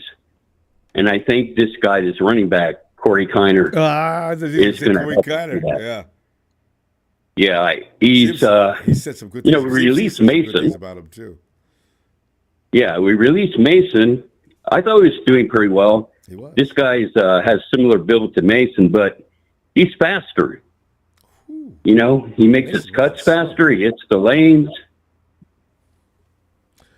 You know, what do you think about Jordan James? You know what, man. Jordan James, yeah, I think we got good depth with him too. You got Kiner, you got James, and you got Gorindo. There is no reason to run McCaffrey to death. There really isn't. And McCaffrey, and I think we're going to get into that red zone more. Yeah. Just because of that. Yeah. I mean, we couldn't get into the red zone hardly at all last year. And when we did get there, really what did we do? We laid an egg. So, but we're going to figure out how to lose George Kittle and Luke Farrell in a way that I think that's not going to always be an issue. So. Yeah. So, I think it's at least I think if we could get to the playoffs. I don't know if we'll get to the Super Bowl, but I think we'll be. I think we'll get in playoffs, and we'll be an actual true seed, not like the Lambs were last year, the number 4. I thought that was pretty fraudulent them do that. And they got in there, and their horns showed up, and they're talking about, we went for the snow. Oh, you know what? If it wasn't for the snow, Saquon Barkley would have about 100 more yards than he had that day, too. God. Anyway, go ahead. Get started on them. No, nah. We're going to compete very well this year. We have some younger players coming in. I guess some of our good injured veterans who've been playing with injuries, minor injuries during the games, like Kittle. Chris George is always hurt. George is like that Marine that's out on the battlefield.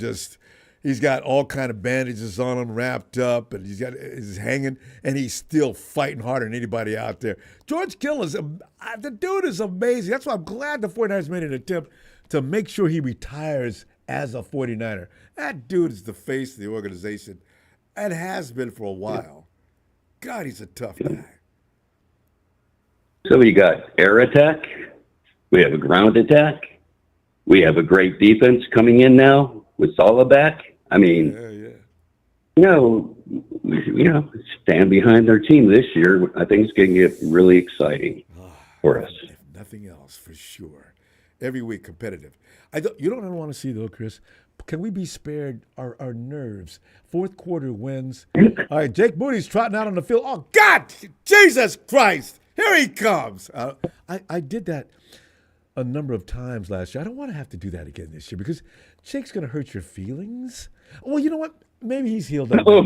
But I have a feeling in his mind something may have suffered or broken because Jake just lost all confidence. His leg wasn't hurting every last game toward the last 3 or 4 weeks. I don't believe that. Yeah. Maybe. It's just, those were heartbreaking to see. But, we weren't the same last year. So no, not as a whole. That's true. We were on the decline. And what we did this year was probably time to do it. We probably waited a year too long. Yeah. But we're okay. Let's make sure we get Juwan Jennings signed, though. I think that's really important. Very important. It is. He has done such a good job. He deserves to be a 49er. And I use that term in that fashion because some guys come in and prove they're just here to get paid. And like Debo, I plan on playing for another contract. When he said that, I didn't take it real seriously, but I realized what he was talking about. He means he'll get another contract whether it's here or somewhere else. When players talk like that, they're not really hell-bent on staying in San Francisco. And we got to know that. Yeah. So, but JJ. Yeah. Whew. Chris, you gotta get in here more often, man. Let's talk. I gotta be out a week, but I'll see you next Sunday if you got time. Sure. All right. We'll see you there. All right, looking forward to it. Night, Chris. Yeah. Oh, Niners. Yes, indeed. Hey. Yo, Anthony.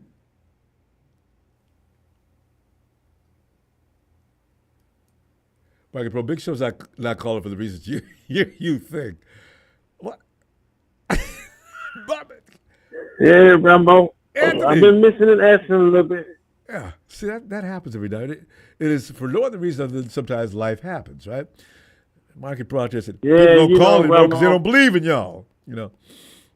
Nah, Rambo, I had, like I think I told you this already.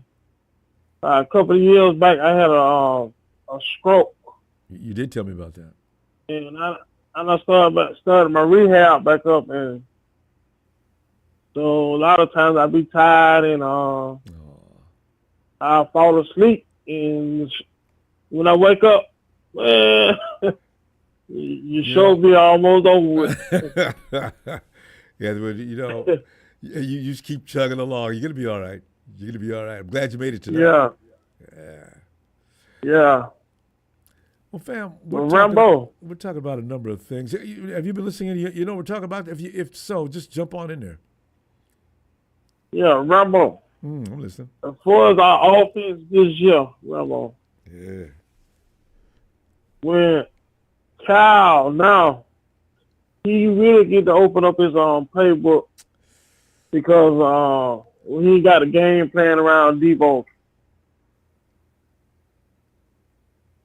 Kyle gonna get open up his playbook. Important. You know, Anthony, that is. People don't realize the weight of that statement. Because Kyle did build too much of what he's going to do around Debo.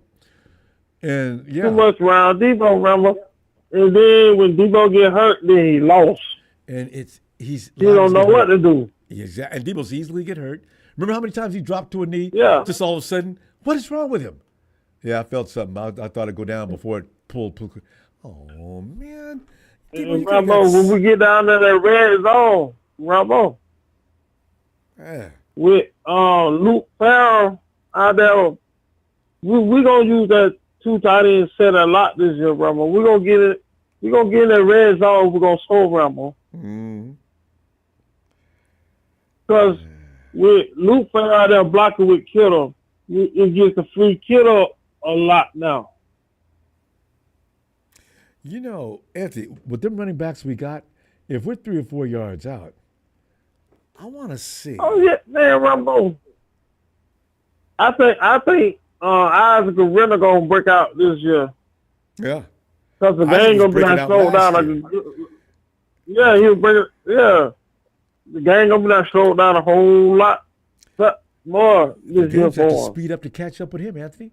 I have never seen a running back go down the field and drop to a knee on purpose. Slide, the defense wasn't catching purpose. up with him. He did that because of strategic reasons. No. I says he did it twice, Rambo. I know. Isaac can move. Whoa. Woo. You know, yeah, Rambo. Yeah. Man, stop crying about that little chipmunk Kyler Murray, man. I mean, I tried to, Anthony, but the boy scares me to death. Every time I look at him, oh, man. I'm looking all up and down the defensive line to see where the hole is. Oh, man. Rambo. Call a safety blitz. Don't let him. Oh, my God. I tell you what. Worries me to death. I tell you what, Rambo. Let him try that mess like he did a couple, 2 years back when he jogged to the end zone waving. That was last year. We got a whole lot of speed out of him. Gonna mess around and get his mouth tore off. Oh, man. We got a lot of speed out there. We didn't have out there. We didn't have all that speed out there last year like we got now. And he may have lost a step, but that humiliation was something I'll never get over. Jogging down the field, waving. What are you doing? Oh, he is. He's waving at the crowd. I mean, Nick Martin. Fred Warner is loving Nick Martin, man. He got a whole lot of confidence in his boy. We're gonna find out. He's gonna be a good battle, but he's gonna be between him and D. Winters, because D. Winters is not amused by people talking about Nick. Yeah, I know, but Nick is D. Martin's gonna have to get. Yeah, man. I mean, D. Winters is gonna have to keep it up. We'll see. I mean, Rambo. I I like our the coaches we got now, Rambo. I love these coaches we got now, Rambo. Oh, everybody does. Especially our special team coach. Oh, I forgot we changed that. You know, we're looking to look a little different up and down that order. Yeah. I got so tired of Rambo. We lead in the fourth quarter. I was saying we keep the ball off, then they run the ball all the way back on the other side of the field, Rambo. Man, I see it. We lost. I got so sick of that, Rambo. We lost 2 kickers because of that. Yeah. Because the kicker tried to stop. Man, I got so sick of that, Rambo. Had to. Yeah. It wasn't for the kicker. He was running all the way back and get the touchdown. I was like, man, it was just crazy, Rambo. In fact, we shouldn't even get mad at poor Jake Booty, because if they wouldn't have snapped his leg. That's right. I mean, the running back. Hey, Rambo. Rambo, how many times did they get us on that fake punt, Rambo? Did they do it to us last year? I know the year before they did, but they do it to us again last year? They did twice, Rambo. I was so heated, Rambo. I tend to block out bad experiences. I forgot about it. That whole special teams unit I forgot about for the most part. God. Oh. But Rambo, the reason why I say I'm not worried about these scrambling quarterbacks. Scrambling quarterback, we had a bad problem with these last 2 years. We had problems stopping them scrambling quarterbacks. Because they was running. We couldn't stop. But now they're right. We couldn't stop the run, and the scrambling quarterback hurt us. Now with Huff on one side, and Bus on the side, and Mikael Wills coming up through that middle, Rambo. Huff is quick. And CJ West is out college pushing that fire, Rambo. Nah, you ain't gonna have to worry about all that this year. CJ, that's a man beast. Anthony, by the way, Smooth says he's sending out all his prayers on you. He's thinking about you, fam. Get back in that chat and talk to Smooth. We got to go, fam. I'll see you next Sunday. All right, Rambo. Appreciate you, Rambo. Give a shout out to Smooth. Yeah, man. I told you that my boy, man. I love Smooth. All right. Smooth will be on the same page I'm on, Rambo. I'm loving it. Smooth on the one to keep you straight, Rambo. I knew you'd like you. You know what I'm talking about that before. I'm gonna stop crying about Kyler Murray. I'll see you next Sunday, fam. All right. Yeah. All right, Rambo. Appreciate you, Rambo. Oh God. He's right, boy. Smooth. When I be here tripping, boy, Smooth, let me know. Hey, yo, E. Ronbo, what's good with you? E, man, all kinds of things, man. The more we get toward the season, the more confident I get. You know, actually, E, after I saw them people walking out of the facility, I was thinking to myself, okay, we knew this day was coming. Okay, pull out the call the cement trucks and get them carpenters in here and the iron workers, because we're getting to rebuild this place. No, we're not. No, we're not. We're getting ready to kick ass again. I'm a believer now. I had doubts, and like everybody says, man, them people that left wasn't doing nothing anyway.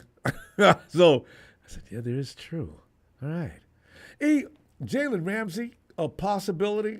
I don't like the man personally, so I got into my feelings about him, and I said, don't come in here. And maybe I was wrong. Justin Simmons as a safety for nothing more than depth. I would think about that for a minute. Mina has already said that 49er offense, look out. Kyle Shanahan and George Kittle got a plan. They will be number 8 as far as rankings go. And then there's CMC, and will he please do things that make sense this year? We need you on the field all year long. That means you're not running 20 to 25 carries a week. Just understand that right now. Your feelings on these things? Let's say one thing first. What's up, Ronbo? I don't know. Like, we had a running backs last year, and it didn't, like, when Christian was in, he got all the carries. When Mason was in, he got all the carries. We ran Mason to death for the first 4 games. Took his shoulder. So that's how he led in the first 5 weeks. But It wasn't no Garendo. It wasn't no Pete Taylor. It wasn't no. He had 20 carries, 25 carries, 22 carries, or something like that. Yeah, that was an average. It's too much for a newly starting running back. Like, we gotta plan a little. Like, we keep saying, we got a plan. That plan got to be better. Who's our 1,000-yard receivers? If it's just Kittle and Jawan barely getting 11, 12, you know what? Jawan will, if he gets the ball more, and I got a feeling he's going to, his Debo's out of the way, he's going to get more. He's going to get more attempts at getting that 1,000 yards. So you got two for sure. I don't know about Ricky P yet. We got to see him, but he's going to be productive in his role. But look for Jennings to be the guy. But like I keep saying, like you're saying, you're pointing to Jennings. We need 3 wide receivers. That's only 2 with Ricky. And then you say Kittle a little bit, but that's a tight end. Kittle's He's going to be in the middle. That other special weapon. He's still going to get 1,000 yards. The third guy, see, there's an audition going on for that, fam. There's Watkins, and there's a couple other guys, too, we got to find out about. So, by the way, that kid that's quick. I want to know, can Junior Bergen play wide receiver at this level? Or is he just a guy, a specialty team guy? Cohen, Slaughter. We have a lot of question marks. So when I say this, we say, oh, our offense is going to be better. How we know this? How many championships has Kyle Shanahan won? Oh, come on, E. Don't be mean. No, it's going to be honest. Like, if I was Jed York, because he got $35 million or $45 million now, where he's saving money. Yep. But we want to win a Super Bowl. Damn right. Got 40. Is that the oxymoron? Like, I love our team, and I see it, but when I see the pieces, it's just like when you run an organization, if you don't got 4 or 5 good truck drivers, just say, you might not get all the deliveries. Yep. So, it's too soon to say. Some of these kids may be sitting back and we don't know nothing about. Midway through the preseason, said, we got ourselves a dog. And then the first 2 or 3 weeks, Kyle won't let him play. And then all of a sudden he has to play. Because Kyle said, well, you know what, I'm going to give him a little burn. And all of a sudden, a star is born. This always seems to happen. Why don't a star get picked? He may have. You got to wait. But listen, they was talking about Trey Lance on YouTube. Oh, Trey Lance is the worst pick ever for 49ers. Who picked Trey Lance? That's what I'm like. You keep trying to blame. I get it. Who did? Okay. I'm listening. Kyle was not on board with Trey. He wanted Mac Jones. And apparently they talked him out of Mac Jones. But then Kyle said he was all in with Trey. And people said, you don't want Mac Jones? No. We made we made this trade before we knew this. We made a three first round draft pick trade before we knew what quarterback we wanted or we could have had. And they were arguing about it. It makes no sense. Before they even did it. I know they were arguing about it. And Kyle admitted it so. He said he was torn between Jones and Lance. And then he admitted, the year later?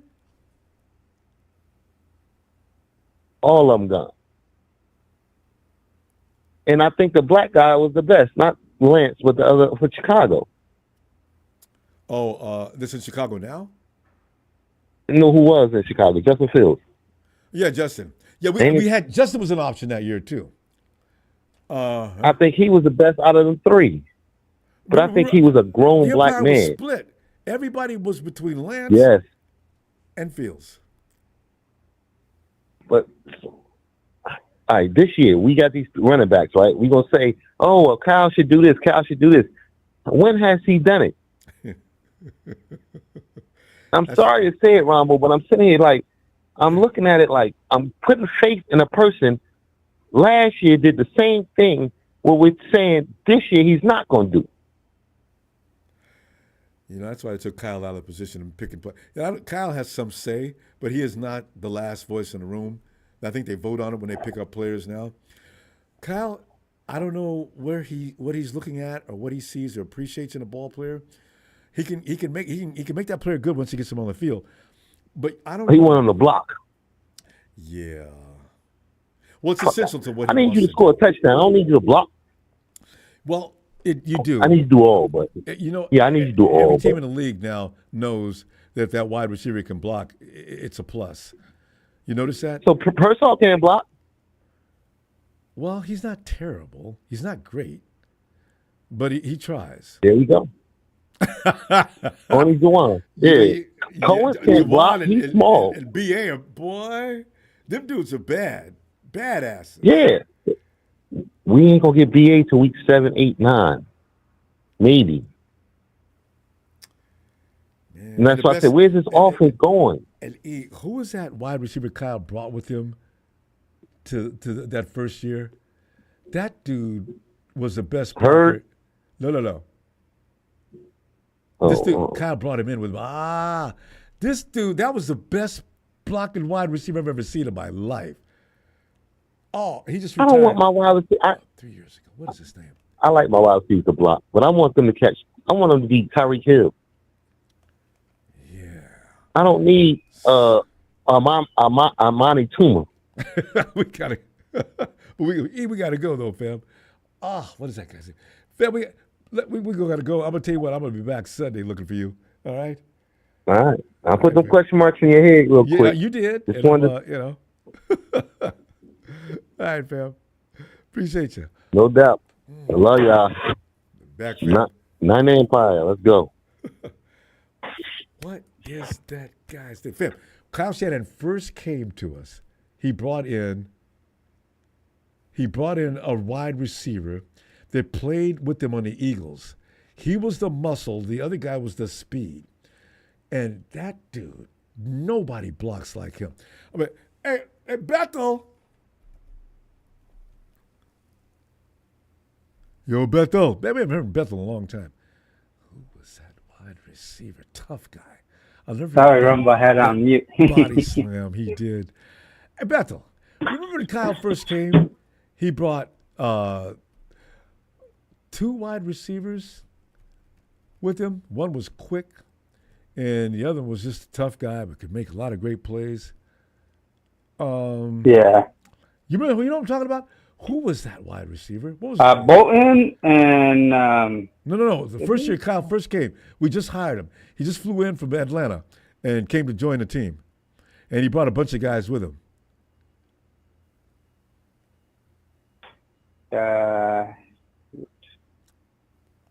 Anyway, I don't remember. It's going to hit me all of a sudden. I know I'm going to think of his name in a second. Anyway, Justin Fields, do you want him? Mina Kimes has rated your 49ers as the number 8 best offense in the game. And CMC, George Kittle. Now, George Kittle is one of the reasons why Mina Kimes says the 49ers should be ranking right around number 8. And yeah, can CMC please? Garcon! Thank you! Pierre Garcon, yeah. Garcon was the baddest blocking dude I've ever seen as wide receiver. Yeah. AMS, the realest. Yes, thanks, fam. Man, if anybody could come in and block like Garcon, Garcon was a tough guy, though. I remember that year we had a scrimmage with Denver. He took one of the dudes supposed to be a badass for the Broncos. Garcon body slammed him during a practice scrimmage. Oh, yeah, I remember that. It was all over. I said, Pierre Garcon is scary, man. Anyway, man, go ahead, hit that stuff up I just mentioned. Go ahead, fam. I feel better now. Garcon was going to drive me nuts.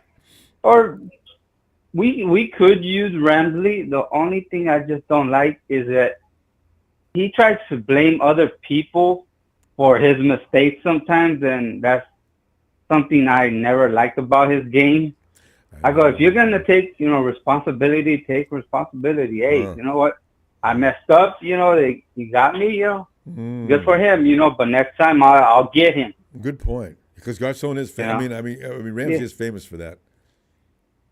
Yeah, and that's where it leads to fighting with your teammates and stuff like that. And slap. Remember that Ramsey slapped? They got traded. He slapped the dude because he blamed him for 49ers scoring. I said, what is he Yeah. doing? You slapped a grown-ass man out there in front of everybody. What is wrong with you? Yeah. God. Yeah, and but you know, it's actually, this season is actually made for us, and it's made for us to go far. It depends on how, you know, how healthy everybody is and how, you know, everything goes. And you know, that's one good thing that you know we got rid of you know, some players that, you know, Kyle always basically, you know, does a thing around them, and when they can't play, It's mad. you know, all his plans go to waste. Yeah. And I mean really badly. You know. The whole thing falls apart. You can't. Yeah. Isn't that the truth? You cannot hinge the entire play preparation that week on one guy. Kyle probably said, well, you can focus better that way if you do. But no, like Kyle, have a plan B at least. Yeah, and then plus, you know, you could, a lot of times you could use them as decoys. Like Ricky, you know, that's how you get people. Yeah. So, you know, when they double team, you know, have some plays when they double team one guy, you know, you have plays for somebody else. And when they double team him, then you got plays for somebody else. Like that, you'll spread the ball a lot more when you have, you know, planning with other players, not just one. Yeah, and also when you know, your because concepts should be able to. I shouldn't. If that happens though, sometimes Bethel, I don't know why I got to tell everybody on the team anything more than I'm going to call a different number. So that's why I worry, Kyle. Have you this whole offensive attack hinged on just Debo? No. So. Yeah, I think that's another reason why they probably just got rid of him too. They are like, you know what, we're not gonna be, because doing that kind of you've thing. seen what happened. Yeah, we lost the game because, you know, Debo couldn't catch a ball. You know, when you really need him to catch the ball. I'll never forget it. You know. Last year. Yeah. Nobody will. He did that so many times and did it against the Rams. Now the Rams run around beating the chest up. Yeah. And we swept you guys. Shit. You swept Debo's ass. Yeah, and then plus, and then plus another thing is, didn't every time we would play Green Bay, didn't we always check number 17, the guy that they have in the Rams right now? He wouldn't do shit against us. Oh, Devontae? Yep. And the only reason he will actually do something, unless we have a bunch of players that are injured, that we have a backup. Right. Devontae was not a factor most of the time we played the Packers. No. Nope. I'm talking about Aaron was there, too. Nope. Yeah. Yeah. Because Aaron was laying in the dirt all day. Yeah. But I'm glad you reminded me of that. I forgot. Devontae was on that team. Every last one of them. And we were always kicking their ass, even though they had the ball pick. So, Rams, I mean, you notice that nobody flinched about that Devontae pickup. We could have picked him up. We didn't. Yeah. No, and then plus, you know, Aaron Rodgers was never going to come here because he didn't like Robert Salas. Why is he going to come to the 49ers if Robert Salas is here? There's no way he's going to come to us. He was, you know, I'm glad he didn't. Aaron Rodgers just, he's a I don't want to get started on it, but anyway, we haven't talked so long about it. We got so much to talk about. We ran out of time. Listen, I'll be back next weekend. And Beth, I hope you're back. It's football season. I think you were taking a break for a while because there was never 2 weeks in a row. Yeah, I was. Yeah. I was listening here and there, and it was. I understand. We had a terrible season. We're back. We're back. We're gonna get it done. All right, fam. Appreciate you being here. Yeah, we are. See you. All right, hit the like, and let's go Niners. Thank you, Beth. Beto, oh my goodness, here he comes. It's time for, fam, are you ready for Sunday night comedy? Here comes Marketing Pro. Marketing Pro, come on in, man, because, like, you know, you've been in here, you've been just carrying on and carrying on. Something terrible in the chat, haven't you? Marketing Pro. They must have found out where Marketing Pro lives. Marketing, Marketing Pro. Tony ATL, Marketing Pro must be laying out him out in the front yard getting his butt beat. Tony. Ronbo, that's funny. He ran out in the front yard. How you doing? You know, Rams fans, boy, they be killing me, boy. Everett's back. I remember we went 2 or 3 weeks. There was no Rams. It was a very yo, Ronbo, what it do, player? Well, now you got hell no. You got to wait now, Mark. Ronbo, you can come back to me. All right, I'll give it. Marketing Pro. And Marketing Pro, where's that dog? That the big brother Rams are in the house, and how brother Rambo been? It's been a while, player. And I see you got that Joe Montana grip on. You're doing your thing with your hat on, and you're excited about the You see the big brother Rams. I'm looking at the little brother 49ers. We're proud of you guys. You guys are making a great effort. How come? Y'all putting it back together. You know what I'm saying? You guys are doing good. Yeah. Okay. Well, we appreciate that. Let me put one thing though out there for you to think about for a minute. Like, how you gonna be big brother with 2 trophies all time compared to 5? How'd you get to be big brother? You've been little brother for a long time. Modern time. What? Well, you know what Kyron Touchdown Williams said last year, right? I thought you was trading. We're the big brothers now. You got another running back. Well, I forgave him. As long as he don't act like Roger Craig this year, I think we'll be all right. Because he fumbled our championship. We would have won that game. You're aware we're winning that game, and we would have smoked Kansas City. They had no chance in hell. I mean, let me tell you, a naked man in a snowstorm had a better chance of surviving than the Chiefs against the juggernaut Rams last year. They escaped us, but the Philly gave them that whooping. Congrats to Philly, but Philadelphia, we coming for you, man. And Saquon Barkley, the reports are out there that you used some illegal NASA speed shoes technology in that snow. You're still on that. It's a fact, Ronbo. It was actually one of the Eagles janitors reported. It was one of those reports that they kind of put under the rug. It's real. But I suggest you ever seen a guy run that fast in the snow? You ever seen a guy run like Rocket Man? He ran in that snow? fast. He should be slipping a little. He ran that fast in L.A. Marketing Pro, that is not an ordinary man. Anytime you catch that guy can jump up in the air backwards over a man's head, this is not a normal human being. So his shoes, Saquon Barkley could have done that against you guys barefoot. That's just him. You need to come. Well, let me tell you something. Boy, there's nobody in our way. Nervous breakdown trying to make sense of getting your ass kicked. Well, who's going to be in our way this year? Who? Bring on the Eagles. That's it. And then we're going to play the Bills at Levi Stadium for the Super Bowl. And then Matthew Dine Stafford, top 5 all time. Well, top 5 all time, Matthew Dine Stafford, Golden Orange himself, going to win the second championship for the Rams Nation. Yeah. Well, you're right. And by the way, Ronbo, did you see the Rams in Hawaii? Hawaii now is Rams Nation. That's pretty funny. Why? We were out there in Hawaii practicing. Yeah. And we just looking good. And Devontae, big game Adams, arguably a top 3 all time himself. Yeah. Him and Stafford? Are we kidding, Ronbo? That's a scary, scary thought right there. You know what I'm saying? We played when he had Aaron Rodgers. Well, Aaron Rodgers. No, Aaron was good. He was good back then. Yeah.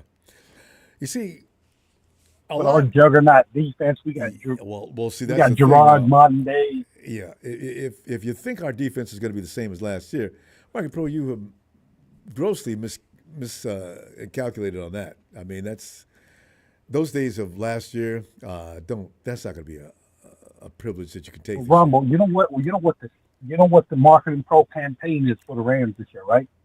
Yeah. No. that contending level, baby. We're contenders. We're no longer the young team. We're the veterans now. We've been in the trenches. We know what it's like, and we know what's coming. And Philadelphia, they lost a lot of pieces, and we're going to beat the Eagles. They lost a lot of pieces. Philadelphia just has a knack for making sure that I got a lot of respect for Philadelphia, and Howie Roseman's one of the best GMs I've ever seen in the NFL. Listen, William Roberts wants to know where that dog is. Oh, he's chilling inside. I'm in my car right now, just on the driveway, having a little cold one, you know what I mean? That dog, you're scared of your own dog. And if you go in the house doing that dog will bite you. Huh? Talk about the Rams. He's going to go off, yeah. I think he hates the Rams. I really do. I think he hates the Rams. I don't know why. Every time I say Sean the Genius McVay, he's going to lose his mind. That's a good dog, boy. It's all good, player. You know what I mean? It's all good. Because the Rams are the top game players. And we're going to see how the 49ers are. I'm going to wish your team the best because I want you to have an enjoyable season. Yeah. And now, I got my Rams jacket. I've really already found the spot where I'm going to put the next Super Bowl patch on. Yeah. On that right arm, baby. The strong arm. I can't wait, Ronbo. This is going to be a great year for us. You know what I'm saying? And Stafford, if he wins the Super Bowl this year, he's going to be top 3 all time. Listen, top 3 for sure. That you guys try to get rid of him every year is my favorite, though. How many more years you figure Stafford's got in L.A.? See, today's game is different. What is Stafford, 36? I think it's something like that. How's Stetson Bennett Jr. coming along? That's a young 36, though. Yeah. Stafford's a young 36. He's not like a beat up 36. You know what I'm saying? Well, he's going to get beat up this year. He's going to be I think that Stafford's going to be like Brady. He can play till he's 45 easy. What is he? Eat a lot of avocados? Here's the thing. I don't know what he got the golden arm, man. Like that, just a flick of the wrist, and he ends team season. Didn't you just give Stafford a raise? It's going to come down to numbers at some point soon. Every year that you guys have a problem with Stafford's salary, it's going to happen again next year. So, Marketing Pro, I'm gonna. Good luck with that, and always all right. Fun to hear from you. And we'll see you next week. Quick shout out to Ronbo Sports. Quick shout out to the nation, Rams Nation. Rams Nation is growing like the Nation of Islam. We're spreading everywhere. Shout out to Niner Mike. Shout out to Big Show. You know what I'm saying? Shout out to Papa Dragon. Rams Nation certified. Peace out, players. And have a cold one tonight with that Joe Montana jersey, man. I think you need to drink some Henderson. Yeah, because I know you haven't one. Night, Marketing Pro. Matthew Don says it. Top 5 all time. Peace out, player. Tony, is he not a piece of work or what? Boy, he just top 5 all time. He can't spell the word 5. How you doing, Ronbo? Doing great. As we close the season, we just got about 4 weeks left before things really get underway. So, it's going to go by fast, and I can't wait. Ronbo, I understand how the NFL is a business and all, but I still can't. There's several good football players still out there that's not signed, right? And I know they're waiting, but I just can't understand it. Well, no, you just hit upon it right there. They're waiting for those guys to get into a situation where they're desperate and they can't call their shots. Right now, they can probably still leverage, but when the season starts and you're still running around with no job, now you almost have to kowtow to any owner that says, I'll give you this, and let's see where it goes. That's what Justin Simmons, the safety who was with us last year, lost a step or so, and Amari Cooper are the ones that come to mind for me. Oh, and Amari Cooper was the guy we was trying to get last year, but BA wouldn't accept the trade. Yeah, I remember. So, you guys got BA coming back when? Late October, early November? I really wouldn't make a guess on that. Everybody's got him coming back. I don't know. I mean, that was a vicious move. That was scary to watch. So we'll see. And Ronbo, Pro Football Focus came out with these numbers. Sometimes I'm not saying they're off the wall with this, but a lot of times they're off the wall with some of their stats. They had the best offensive, you call it the best supporting cast on offense is Detroit number 1, And check this out, Ronbo. The next one's going to surprise you. Detroit number 1, Atlanta number 2, Baltimore number 3, and San Francisco number 4. Yeah, that is shocking.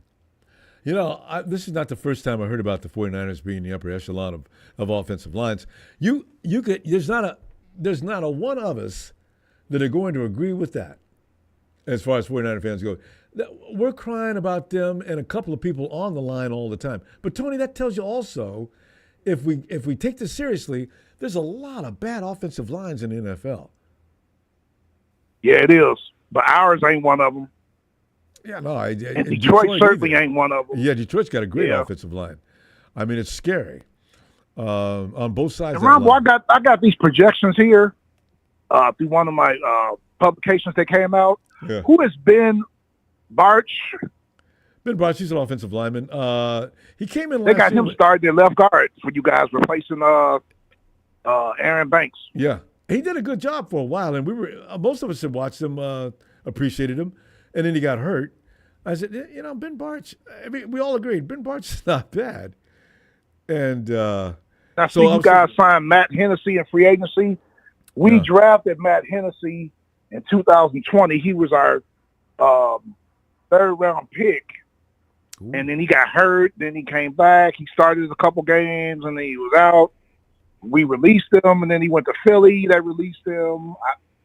I don't really have much to tell you about him other than he got hurt. I worry about guys continually getting released because nobody gets rid of a good offensive lineman.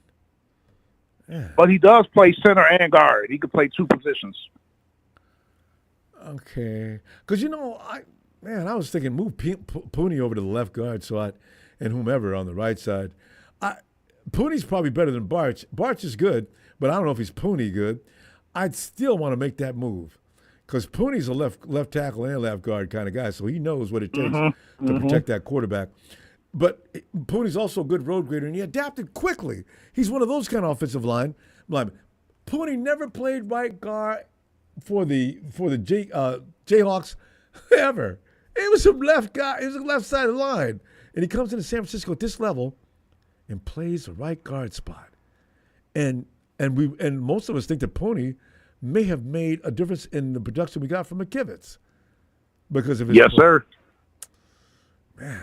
So I guess now on your regular 4-3 defense, you use 3 linebackers, right? But I notice you guys play with a lot of 2 linebacker sets when you do nickel, correct? Yeah, the 49ers got so many. We got so many packages. I can't even recognize them all the time. Sometimes I think that somebody made a mistake in positioning before the ball is snapped. But I think the 49ers do a lot of that. Because this publication has Nick Martin starting at the strong side linebacker, Fred Warner in the middle, and D. Winters starting at the weak linebacker spot. He's got both of them starting. That would make sense for one reason. D. Winters is bigger. So he can seal. You know what? But often that weak side linebacker is not – he's taken out of the equation often. I don't know. We'll see. But that's good. And then y'all got Jalen Graham back. He was also – I remember him and D. Winters came up together. Jalen Graham, he got hurt a lot too. The guy y'all got out of Purdue. He looked good in the beginning, and then D. Winters established himself as the better between the two. And Fred was raving on him last year. D. Winters, I think if he just gets his technique down and making stops, he'd last longer. That dude can hit. I've seen film on D. Winters. He can play. But he's got to protect himself. Who else had a problem with that? That guy we got, the Tampa Bay Bucks drafted linebacker. Him too. He had bad technique and hurt himself. Yeah, he's a polished pro. I keep telling you, Ronbo, I'm going to keep telling you, y'all got a gem, watch out for DeMarcus Robinson. I know he got to serve that suspension. But here I got a couple of numbers for you here. Last year with the Rams, he has a higher yards per catch average than anybody on your team last year. His was 16.3. He had 505 yards, only 31 receptions, and 7 touchdowns. You know, a shout out to E because E was wondering who that third guy. E, it's DeMarcus. I forgot all about him. Nobody talks about him because he's got to serve that suspension. Yeah. So he balled. I remember watching him with the Rams. He balled last year. He kind of matured, took that next step up. I think he's going to help you guys out in your receiving game a lot. Yeah. Rob, I want to ask you a question because I didn't get a chance to call in Friday. The arrogance of the Inglewood Rams trying to be publicity hounds. Everybody has their OTAs, right, in their camps. The Rams going to fly over the way up to Hawaii just to get some publicity, huh? I know. Breaking people's families and everything, I heard. Yeah. What was that about? I have no idea. I guess it's just one of those feel-good moves. Is we're a family here. We're going to have fun. I have no idea what they were doing with that. Trying to get publicity from mainstream media, of course. Yeah. Well, it worked. They got a few people out there. It ain't going to work come the season, though. No. By the time they play you guys, I put this in the comments earlier. I was looking at the schedule. You play them in Inglewood October 2nd. Yeah. That's the 5th week of the season. Yeah. They'll be 1-3. Yeah. Mark it down. Don't let the Rams start out 1-3. I will be laying on the floor. I'll probably throw Rudy down on his own X page. Because, man, Rudy's just talking major trash. All of them. Oh, you 49ers guys bringing up the last history, your last excellence of players that you needed. They don't understand. They really don't get it. I got them lose to Houston, at Philadelphia, and Indianapolis the week before y'all. They'll beat Tennessee 1-3. Damn, I didn't know that's who they had to play first. Yep. That's interesting. The schedule's, I forget the schedule's going to be rough. Oh, man, is that going to be? I see you guys, you say you're interested in Justin Simmons. He did have 3 interceptions, though, earlier in the season. Like in the first 5 games, he had 3 interceptions for us, but then no more picks the rest of the season. But can he was out of position a couple times. I didn't get it. Oh, man. Well, like I said, Ronbo, Richie Grant, y'all signed him on a small contract. He was our 2nd-round pick. Y'all signed him. Well, Richie Grant is a ball heart. He said got 3 interceptions against Baker Mayfield alone in 2 years. Richie Grant can play. I wish we'd have kept him, but maybe he didn't fit our scheme. But Richie Grant can ball. Yeah, it's him and Pinnock are the unknowns. We're going to find out. Tony, and he's young, and y'all got great coaching. So, man, stay tuned. I'm looking forward to it. Tony, we got to go. And I tell you what I'm going to do. I'm going to see you next week. Should be a lot going on between now and then. Yeah, I'll see you next Sunday. I know you got to hang out and do some things with the fam. Yeah. Just be careful, be safe, Ronbo. And like you said, there'll probably be some news between now and next Sunday. All right. I want to see your running back core. I'm excited to see that because I want to see that Mr. James from Oregon. You will, too. Get a picture. All right. You got time to fit. We'll see you Sunday. All right, take care, sir. 5 minutes. Now, since day one, I've not heard from you in a couple of years. I just realized because that name jumped out since day one. How you doing? We call you SD1. Yo, what's up, man? What's up? How you doing? You're right. It's been a couple of years, Ronbo. Yeah. And the funny thing about it is we have been in pain for a couple of years too. The Super Bowl loss and followed by last year.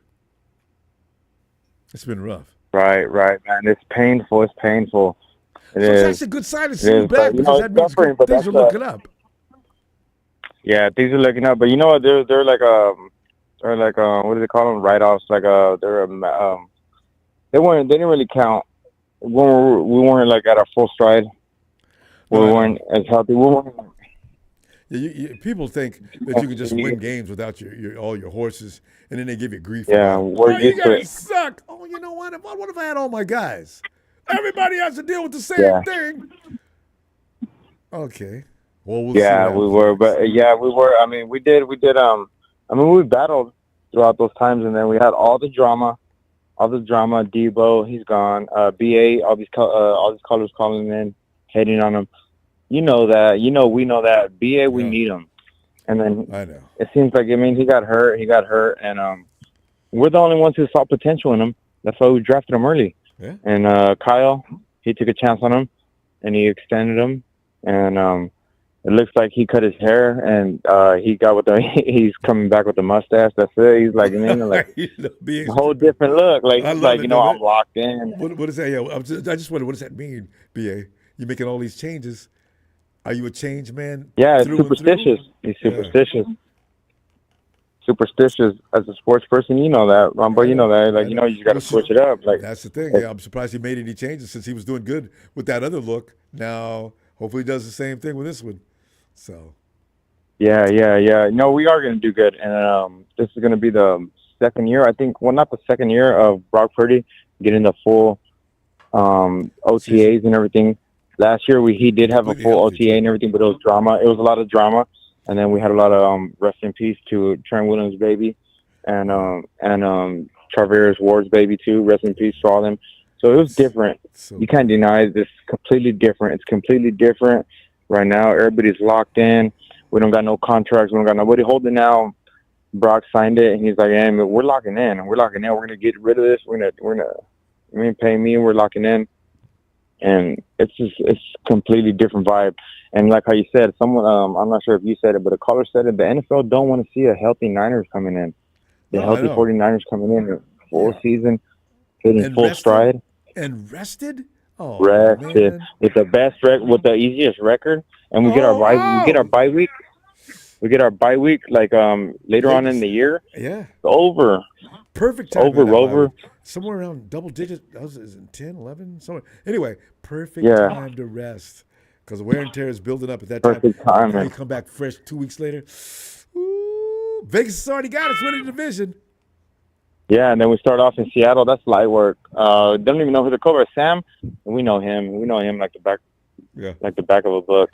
We got a Sam Darnold. We're not gonna worry about that. It's light work. It sucks because we don't get to open up our home opener until 3 weeks. But besides that, man, hopefully I can see you, man. Hopefully, I'm right here in LA, so hopefully I can meet you or I can see you when you versus the Rams. But it doesn't even matter because it seems like Levi South.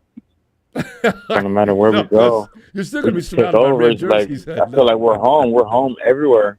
No matter where we go, we're home. And they hate it, Ronbo. They hate it. I'm right here in LA, and they hate it. They need to hate it. They're like, and they need to get better confused. or do something, Because, it's so funny. Since day one, you're just going to take over the Chargers. Harbaugh's going to get that team up and rolling. Watch the love start flowing over to the Chargers. The Chargers will be selling the stadium probably 3/4 of the way out for sure, while the Raiders are still taking the 49ers, taking the Rams out. Raider fans, every fan that's ever played had the Rams to deal with will take over that stadium. Us, Raiders, yeah, they Cowboys, try. It sucks for them. Yeah, no matter what team that comes to SoFi, they get taken over by the opposing team, and especially the Niners. We love to see it. It's easy because my son, he's a Niner fan too, but it's easy. It's easy to convince him. It's like it's red everywhere, and then we're just winning. We're a winning franchise. We're a golden franchise. And everybody expects us to win. And the past 2 years, they've been off. They've been like off. It's been like an offset. It's overworked. And it's hard. Yeah, it is weird. It is weird, and it drains us. Ronbo, and I appreciate you. Everything you've been doing. Thanks, man. But we're asking a lot. The 49ers are on the field, long seasons every year for 3 or 4 years in a row. You've got to take a break. Exactly, man. Yeah, and then people don't understand that. People just, they're not machines. Like, damn, man, George Kittle, Greenlaw, Warner. And then it's crazy, man. And they're still doing it. They still have that same energy. And Kyle, too. Kyle looks like 50 years, 50 years older than what he did. It's like, damn, man. It's out. It's different now. No, this year is different. Trust, this year is really different. I'm about to hook up with the Niner chapter. So we got 2 Niner chapters out here in LA. It's the 5 Niners and it's Los 49ers or Los 40s. But it's 2 of them, and they got crazy. We got like 3 bars out here. Rombo, 3 bars. They're straight nothing but Niners. I would love to walk through the SoFi crowd with a microphone and be broadcast at the same time. Excuse me, sir. You're wearing a 49er gear. Are you a resident of Los Angeles? Yeah, I am. Okay. And they don't even know. Honestly, they're not intellectual. They don't even know what the hell they're doing. They're just like, well, I don't know. I'm just LA. I'm like, what the hell? What the helly? Like, what are you doing out here, man? Like, oh. And they just, that's the thing. That's the difference between the Bay fans and the LA fans because we're up on game. We're up on game. We know everything that's going on. And the thing is, you guys got so much. You got the Dodgers that are kicking ass. You got the Lakers that are going through. Got a new ownership. Yeah. Tell what's going to happen there. So the Rams. Yeah, they just sold the team. Chargers in there too. So. Yeah, the LA. Yeah, I feel bad for them. And then the LA. I mean, Buzz. She sold a team, but she's really in charge still. So it's like, what the hell? What's going on? The ownership is smart. She knows what she's doing for the most part. Hey, you know that, Ronbo. You know that you're a Lakers fan, so you really know it. Yes, sir. She just needs to be able to pay people. LeBron's got a problem. You know what? We can't get into this because we'll be an hour. That's you're right, Ronbo. Hey, but I appreciate you, man. Hey, let me get a shout out real quick for my son. My son, you sang happy birthday to my son like 4 years ago. No! And then How old is he now? And he was like, we're talking. He was like, I just happened to go across on YouTube and I seen you live, and I'm like, damn, man, I gotta tap in. I have to. And he was like, oh man, remember you saying happy birthday to me? And I was like, yeah. What is his name? Isaiah. Isaiah, what's up, man? How you doing? Oh yeah, my bad. He's right here. Yeah, he's like right here. Say what's up to him. Isaiah. What's up, Rambo? Hey, Isaiah. How you doing, fam? Shucks. Your dad just told me that you had no problem being a 49er fan. And Isaiah, living in L.A., that is... Actually, Isaiah, you know what? That's normal. That is normal, Isaiah.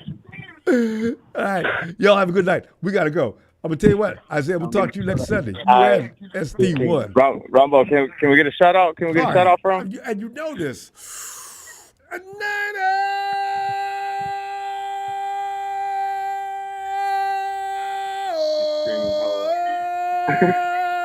Y'all know how much I love doing that, right? Isaiah, SD1. See y'all next week. All right, I'll see you, Ronbo. Looking forward to it, Isaiah. Night, fam. All right, brother, man. We love you, man. We love you, man. Keep up the good work, man. Your therapy for us, Thanks, man. fam. Therapy. Good out, brother. I love you. Night, fam.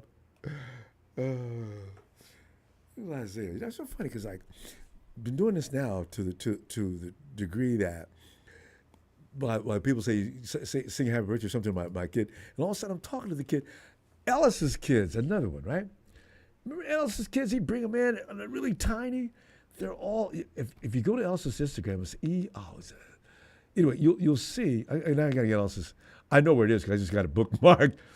But next time, go to his Instagram page. He's got it. I'm rolling as they grow up. It's amazing.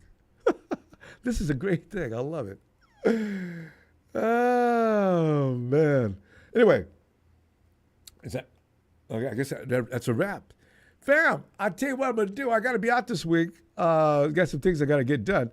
But listen, next Sunday we'll be back looking for you. Thank you for the contributions tonight, fam. Always appreciate it. And please don't forget to subscribe before you go. And I'll see you next week.